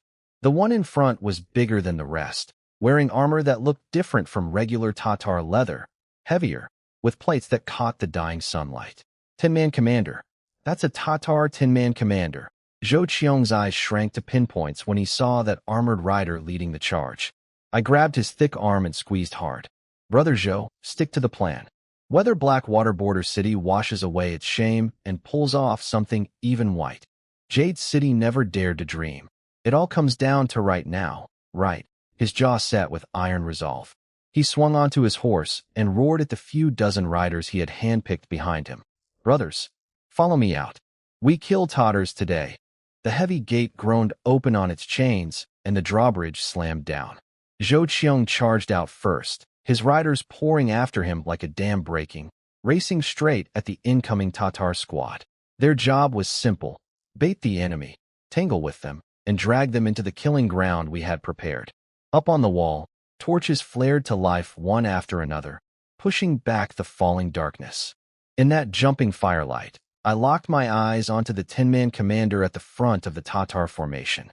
He rode like something out of a nightmare, massive, armored in plates that no ordinary border soldier carried, his war axe gleaming. I reached into my quiver and pulled out a special arrow, one with a triple-edged armor-piercing head grooved to punch through plate. I set it on the string and began to draw, slow and steady, until the bow curved into a perfect full moon. The slaughter erupted below. Zhou Qiong used his knowledge of the ground to try steering the Tin-Man Commander toward the trap zone. Their weapons crashed together once, and the shock that traveled up through Zhou Qiong's blade nearly tore it from his grip. His entire arm went numb. I could see the terror flash across his face even from up on the wall. This commander was stronger than the wounded Tatar from 2 nights ago, much stronger. One of our soldiers saw an opening and charged in from the side, hacking his sword down onto the commander's back armor with everything he had. The blade bounced off with a spray of sparks and did absolutely nothing. The commander did not even flinch. He just swung his axe in a lazy backhand and cut the soldier and his horse clean in half at the waist. Blood and guts sprayed across the frozen ground. "Scatter!" Zhou Qiong screamed, his eyes nearly bursting from their sockets. The remaining riders heard him and broke. Whatever courage they had gathered evaporated in an instant. They wheeled their horses around and fled down the retreat path we had planned. The Tin-Man Commander had tasted blood and was not stopping. He locked onto Zhou Qiong, the one giving orders, and drove his massive warhorse after him at full gallop. A few soldiers tried to turn back and help, but one look at that monster chasing their leader and their nerves shattered completely. They just whipped their horses harder. The pursuing Tatars thundered into the ambush zone without realizing it. "Shoot!" Someone in the trench screamed the order. Arrows erupted from the ground like a swarm of hornets. At that range, with no warning, the volley tore into the Tatar riders. 5 or 6 of them screamed and toppled from their saddles. The enemy formation collapsed into chaos in a heartbeat. But the Tin-Man Commander was something else entirely. He roared and spun his war axe so fast it became a blur, knocking aside arrow after arrow. The few shafts that slipped through struck his armor and simply bounced away. He was untouchable. When he spotted the archers hiding in the trench, he bellowed with rage and charged straight at them, axe raised high, ready to split the trench and everyone in it wide open. "We can't break his armor," the archers in the trench were screaming, their voices cracking with raw terror as this unkillable monster bore down on them. 3 meters, 2 meters, 1 meter. His horse's hooves were about to crash into the trench. That was when I moved. I held the bow at full draw, my body rooted to the wall like stone. I aimed at that unstoppable figure and let out a shout that split the air like thunder. "Hey, look up here!" The Tin-Man Commander heard me and lifted his head on pure instinct. For one frozen heartbeat, his eyes met mine through the slit in his helmet. I released. The arrow screamed off the string faster than anything I had shot before, ripping through the twilight with a piercing shriek. The commander's eyes narrowed and he started to raise his axe to block. But this arrow was too fast. It found the narrow gap in his helmet where his eyes were exposed and punched straight through. Silence. Complete, crushing silence. The other Tatars saw their commander go rigid in the saddle, their faces drained of color. Then, with a heavy thud, his body pitched sideways and crashed to the frozen earth. The remaining riders stared in disbelief. Their invincible Tin-Man commander had just been killed by the weakest garrison on the entire border. One of them shouted something in their language, and every surviving Tatar yanked his reins and fled at full gallop. The sound of hooves faded into the distance, but nobody at Blackwater Border City moved or spoke. They were drowning in shock. Then every pair of eyes turned to me, standing alone on the wall with the bow still in my hand. And the silence shattered into the loudest roar I had ever heard. A tidal wave of screaming and cheering that echoed off the frozen river and rolled across the empty plains. I had become a hero, the first person in all of Dakian's border forces to kill a Tatar Tin-Man commander. But I did not feel like celebrating. I knew this was just a small leader. Behind him stood 50-man commanders, 100-man commanders, 1,000-man commanders. The real monsters were still out there. The next morning I stood on the wall looking at the wreckage of yesterday's battlefield. I called Zhou Qiong over and told him to collect every horse, weapon, piece of armor, and scrap of dried food the dead Tatars had carried. Then I gave him his most important task. Take the Tin-Man commander's head to the main command yourself. Deliver it in person. That is the only way they will start taking Blackwater Border City seriously. He nodded eagerly. The Tatar horses were fast and strong. A round trip would take 3 days at most. But before he left, I grabbed his arm. One more thing. Write every kill under your name and your brother's names. Not mine. He looked confused. You killed the Tin-Man commander. You killed those 3 scouts the night before. How can I take credit for that? I frowned at him. I am just a hunter. I helped you build your reputation here because I need Blackwater Border City to have real standing with the main command. If the White Tiger Hall, Remnants, or White Jade Border City ever come after me over the salt business, I need you and your garrison to be powerful enough to back me up. That only works if the glory belongs to you. Out here in the remote borderlands, the court turned a blind eye to what soldiers did on the side. When the Empire refused to send pay or supplies, everyone found their own way to survive. White Jade City would not risk making the salt conflict public. The real fight would be behind closed doors, and I needed Zhou Qiong to have enough weight to win that fight. He understood. He mounted a captured Tatar horse with a squad of brothers and rode out at top speed, carrying the commander's head. I left the garrison under escort. Outside the walls, Hubba and the brothers had been hiding and watching. They looked baffled when they saw border soldiers bowing to me as I walked out. On the road back, Hubba could not hold his curiosity any longer. He asked why those soldiers looked at me like I was their own father, and why one of them had actually knelt before me. I just smiled. They're poor men living hard lives. Nobody comes to the border by choice. I gave them food and warm clothes. Of course they're grateful. Hubba accepted that and nodded with growing respect. I could feel how much his opinion of me had changed. He used to think a common hunter was not worthy of his general. Now I think he believed Red Clothes had been blessed by her father's spirit in heaven when she found me. Let's move, I said. We need to check on the salt sales at Qinghe County. Everything was falling into place. Blackwater Border City had just killed 20 Tatars, including a Tin-Man commander. That news would shake the main command to its core. I was not nearly as worried about White Jade City anymore. I arrived at the Yunjin tailor shop in Qinghe County in the afternoon. The place was busier than usual. A few richly dressed women surrounded by maids and servants were whispering to each other near the entrance. They looked secretly pleased about something, but also cautious, clutching small packages close to their bodies like they were carrying treasure. When they saw Hubba and my other big, rough-looking brothers walk in with me, they tightened their grip on those little bundles even more and hurried out to their carriages. I watched them go and felt a wave of relief. That meant only one thing. Our snowflower salt was selling well. Very well. I told Hubba and the others to wait outside and followed little Nia Qinger, who was bouncing along like a happy sparrow, into the inner courtyard. Dr. Ning, you're finally here. Nia Shui's gentle voice reached me through the cold air. I looked up and saw her standing beneath a plum tree dusted with snow, holding a pure white cat in her arms. I had always thought of Nia Shui as a natural beauty who never bothered with makeup. But today she had put some on, just enough to bring out the glow in her skin. She wore a brocade cloak over her elegant figure, with her black hair pinned up simply with a single jade hairpin. A few loose strands drifted across her pale cheek in the wind. She reminded me of the noble ladies from period dramas in my old life, except she was the real thing and far more striking than any actress. I clasped my fists in greeting and smiled. Boss Nya, business looks like it's booming. She gave a small nod, her eyes bright. Thanks to you, Dr. Ning. Business has been excellent. But there is something I need to discuss with you. She led me inside to a warm parlor and shut the door against the cold. She set the white cat down on a cushioned chair, then sat beside me and began with a slightly apologetic look. She told me she had taken the liberty of giving away small samples of the refined salt to several wealthy women she knew personally. She gave it for free, but word of mouth did the rest. Today, customers had been coming in nonstop to ask questions and place orders. The full stone of salt I had delivered was almost completely sold out.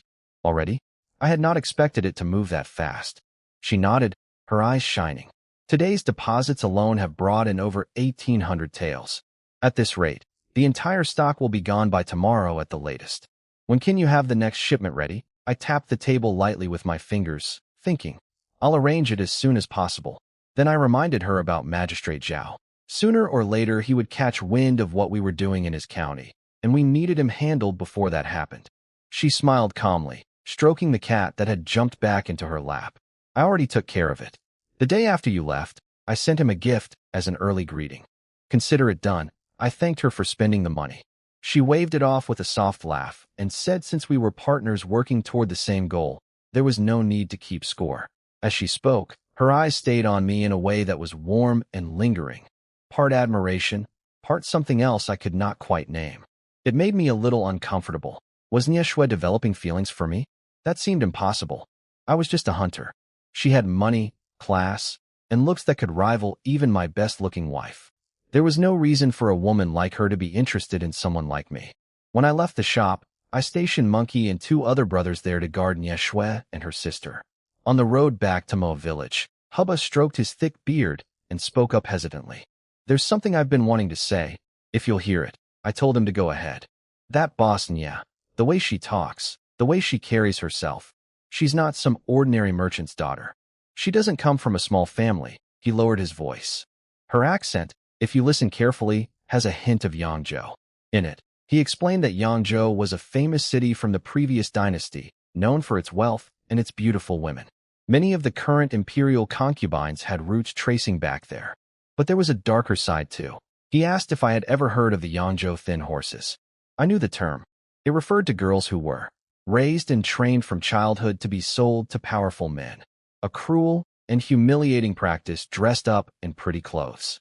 It was not a kind name to carry. Hubba continued. He said Yangzhou was now controlled by the Wang clan, one of the 8 great noble houses. For Nye Shui, a lone woman, to have this much courage and wealth, and to willingly risk her life in the salt trade. He suspected it had something to do with whatever she had survived back in Yangzhou. I paused mid-step when I heard that. I did not say anything, but quietly I felt both curiosity and deeper respect for Nye Shui. In a world like this, who did not carry scars from a past they would rather forget. By the time I reached home, the sky was completely dark. The moment I stepped through the gate, Xiao Wanner came out carrying a basin of hot water, saw me, and her face lit up like a lantern. She spun around and ran inside shouting that I was back. Qin Ru, Shuang, and Red Clothes all came out to meet me. In the candlelight, their 3 faces, each beautiful in its own way, all wore the same look of relief and warmth. Whatever scheming and running around I had done all day melted away in that moment. No matter how chaotic the world got out there, this was where I belonged. Qin Ru rubbed my shoulders and reported every coin spent on the house construction, her records perfect down to the last copper. Shuang brought warm water for me to soak my feet. Red Clothes, true to form, sat by the window polishing her curved blade in the lamplight, pretending she did not care. But I caught her glancing my way more than once. I praised Qin Ru for her careful bookkeeping, asked about the builders, and announced I was starving. Qin Ru pulled Xiao Wanner to the kitchen to heat up food. They had already eaten with the workers and had not expected me back tonight. That left just me and Red Clothes in the room. I looked at her and let out a teasing whistle. 2 days apart, and this is the welcome I get?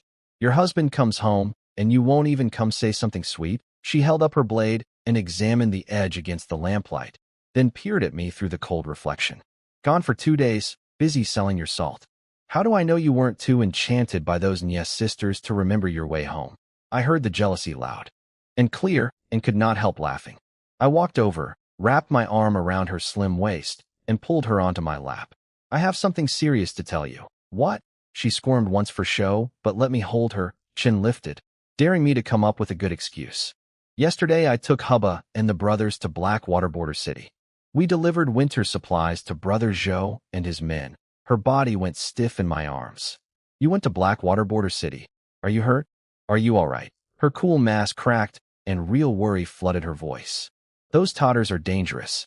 Even I would think twice before facing them. Don't worry, I was careful, I told Red Clothes quickly. I didn't let Hubba and the brothers inside the garrison. They camped outside the walls in disguise. Nobody noticed them. She relaxed a little, but kept frowning. So what's the situation at Blackwater Border City now? Very different from when you left? I lowered my voice. Most of what's left are old and weak soldiers. The ones who can actually fight number less than 100. She could not believe it. When I left, there were over 300 men. I let out a cold laugh. The rest probably found ways to transfer over to White Jade Border City. Better food, better pay, better everything. Red Clothes was furious. Her chest heaved, and her eyes flashed with pain and anger. So more than half the men I commanded were planted there by the other side? Spies the whole time? She understood the ugly truth about border military culture better than anyone.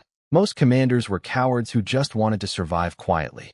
She had been the exception, the one who actually trained her soldiers and fought the enemy, and it made her a target for jealousy and sabotage. Supplies meant for Blackwater Border City were skimmed at every checkpoint until almost nothing arrived. I rubbed her back gently. They might not all have been spies. Some probably just saw you leave and figured the city was done for. People scatter when there's no hope left. She bit her lip hard, her eyes turning red. She was trying not to cry, but the betrayal cut deep. I leaned close to her ear and changed my tone to something lighter. Stop being angry.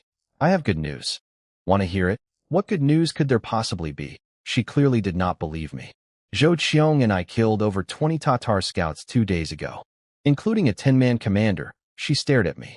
Zhou Qiong already took the heads to the main command this morning to claim the merit. You're lying, she said immediately. 20-something Tatars, fine, maybe I can half believe that. But a 10-man commander? Those are not ordinary fighters. Zhou Qiong is decent, but his weapons and raw strength are nowhere near enough to beat one of them in single combat. Who actually killed him? The answer, I said, pointing at my own nose, is sitting right in front of you. You? She blinked. Then she burst out laughing. Sure, it was you. My husband is the greatest warrior alive. Happy now? She did not believe a word of it. She knew my archery was solid, but killing a Tatar 10-man commander was a completely different level. She thought I was making it up to cheer her up. I frowned, a little annoyed. I'm telling the truth. If you don't believe me, go ask Zhou Qiong yourself when he gets back. All right. I believe you. She waved me off, her mouth curling into a smile, clearly just humoring me. I decided I would prove my capabilities to her in a different way tonight. I gave her a playful smack on the backside just as Xiao Wanner appeared at the door, face pink, calling out softly that the food was heated up and ready. Let's eat, I announced. And tonight, all 3 of you are staying with me. Your husband has a lot of energy to burn. Red Clothes hopped off my lap, crossed her arms, and looked down at me with her chin raised. Big talk. You'd better not make excuses later. That night, the main room of our little thatched house was busy. Poor Xiao Wanner curled up alone, in her warm blankets in the side room, listening to sounds she had never heard her older sisters make before, her face burning red in the darkness. Does that really make people act so strange? She whispered to herself, her big curious eyes wide open, catching glimpses of shadows and curves through the faint light leaking from the main room. Her imagination ran wild. The next morning I was up before anyone else, even before Red Clothes. Maybe especially before Red Clothes. Last night had taken a lot out of her, and she was in no hurry to move. I knocked on Xiao Wanner's door. Xiao Wanner, there was rustling inside. Then she opened the door. The moment she saw me, her face flushed deep red. She was clearly thinking about what she had heard through the wall. What is it, Brother Ning Yuan? She managed. I smiled. I'm heading up the mountain to hunt. When your Red Clothes sister wakes up, tell her to come find me on the mountain. She nodded quickly. I grabbed my gear, bundled up warm, and headed out while the sky was still gray. Cold fog was rolling down from Black Wind Ridge, spreading across the frozen river surface around Moa village like a ghostly blanket. The whole landscape looked like something from a dream. As I walked, I did the math in my head. We had over 1,800 taels now. For my family alone, that was more than enough. But if this money was meant to fund a future army for Red Clothes, her rebellion, her march on the capital, it was nowhere close to what we would need. The revolution was far from finished. I needed to keep pushing harder. I climbed the mountain on familiar paths and got to work refining more salt. What I did not know was that over in Qinglong County, trouble was already brewing. At the White Tiger Hall, 5 of the remaining hall masters had gathered for an emergency meeting that had kept them up all night. Word had reached them that someone in poor little Qinghe County was selling refined salt, and customers were lining up to buy it. Their most profitable business was dying because nobody wanted their inferior product anymore. The third hall master, a man named Jia Jingtian, lounged with his hand shoved inside a serving girl's clothes for warmth, looking unbothered. He laid out the problem casually. White Jade Border City's commander was demanding their regular tribute payment. Nobody could find Xiao Jinrong's secret treasury, and now someone was stealing their salt trade right from under their noses with a superior product. So who's going to pay the bills? He asked. The second hall master, Lu Yuzong, sat with his eyes closed, tapping the table with one finger. Then he stopped. When his eyes opened, they were filled with murderous intent. He said Xiao Jinrong might be dead, but the White Tiger Hall still stood. Anyone bold enough to steal their business in Baoping province had better be ready to choke on what they swallowed. Jia Jingtian asked lazily what the plan was. Lu Yuzong snapped at him. They needed 3,000 taels this month, or everyone was finished. He told Jia Jingtian to send his men to handle it. He would scrape together enough money to keep White Jade City's soldiers quiet for now, but it would not last long. Jia Jingtian stretched, wrapped his arm around the servant girl, and strolled out. Outside in the snowy street, his attendants rushed to wrap him in a coat and shield him from the wind. He called for a man named Erguzi, a dark-faced thug who came running from the tavern across the street with a gang of men behind him. Jia Jingtian gave a simple order. Go to the Yunjin tailor shop in Qinghe County. Bring that woman to me. The dark-faced man grinned coldly, clasped his fists, and took off with his crew. By noon I had refined a good amount of fine salt. Then Xue Hongyi rushed in with urgent news. A large group had surrounded our shop, Cloud Brocade Manor, in Qinghe County. Nie Qing'er, the boss's younger sister, had come running to warn us. Huba wanted to charge down immediately, but I stopped him. I needed to think first. Hongyi said there were at least 20 or 30 people, and they didn't look like common thugs. I sent Huba and all 13 of his men down the mountain to hold the line at the shop. But I gave him a clear order. No fighting until I arrive. Even if they spit in your face, hold back. And if needed, drag County Magistrate Zhao out. We've paid him plenty of silver. It's time he earned it. The truth is, I wasn't worried. I figured it was the White Tiger Hall, and we'd already seen what they could do. Monkey and his 2 brothers could handle them easily. Sending Huba down was really about sending a message to Boss Nie Shui. When you work with me, I protect my own. Back home, I found Nie Qing'er shaking and crying, begging me to hurry. I told her to calm down, that my best men were already on the way. She didn't understand why I was so relaxed. She only trusted me, not knowing how strong my people really were. Then we heard heavy hoofbeats shaking the ground. The villagers panicked, thinking soldiers had come to conscript men, but I just smiled. It was Zhou Qiong, arriving with over 20 battle-hardened border cavalry. He'd rushed back without rest after delivering our war merits to headquarters, worried that the White Jade Border City people might cause trouble. His timing was perfect. I told him to ride with me to Qinghe County. It was time to show everyone that things had changed around here. I helped the still terrified Qing'er onto a horse, and we rode out. Hongyi stayed behind. Too many people in White Jade Border City would recognize her, and that would only complicate things.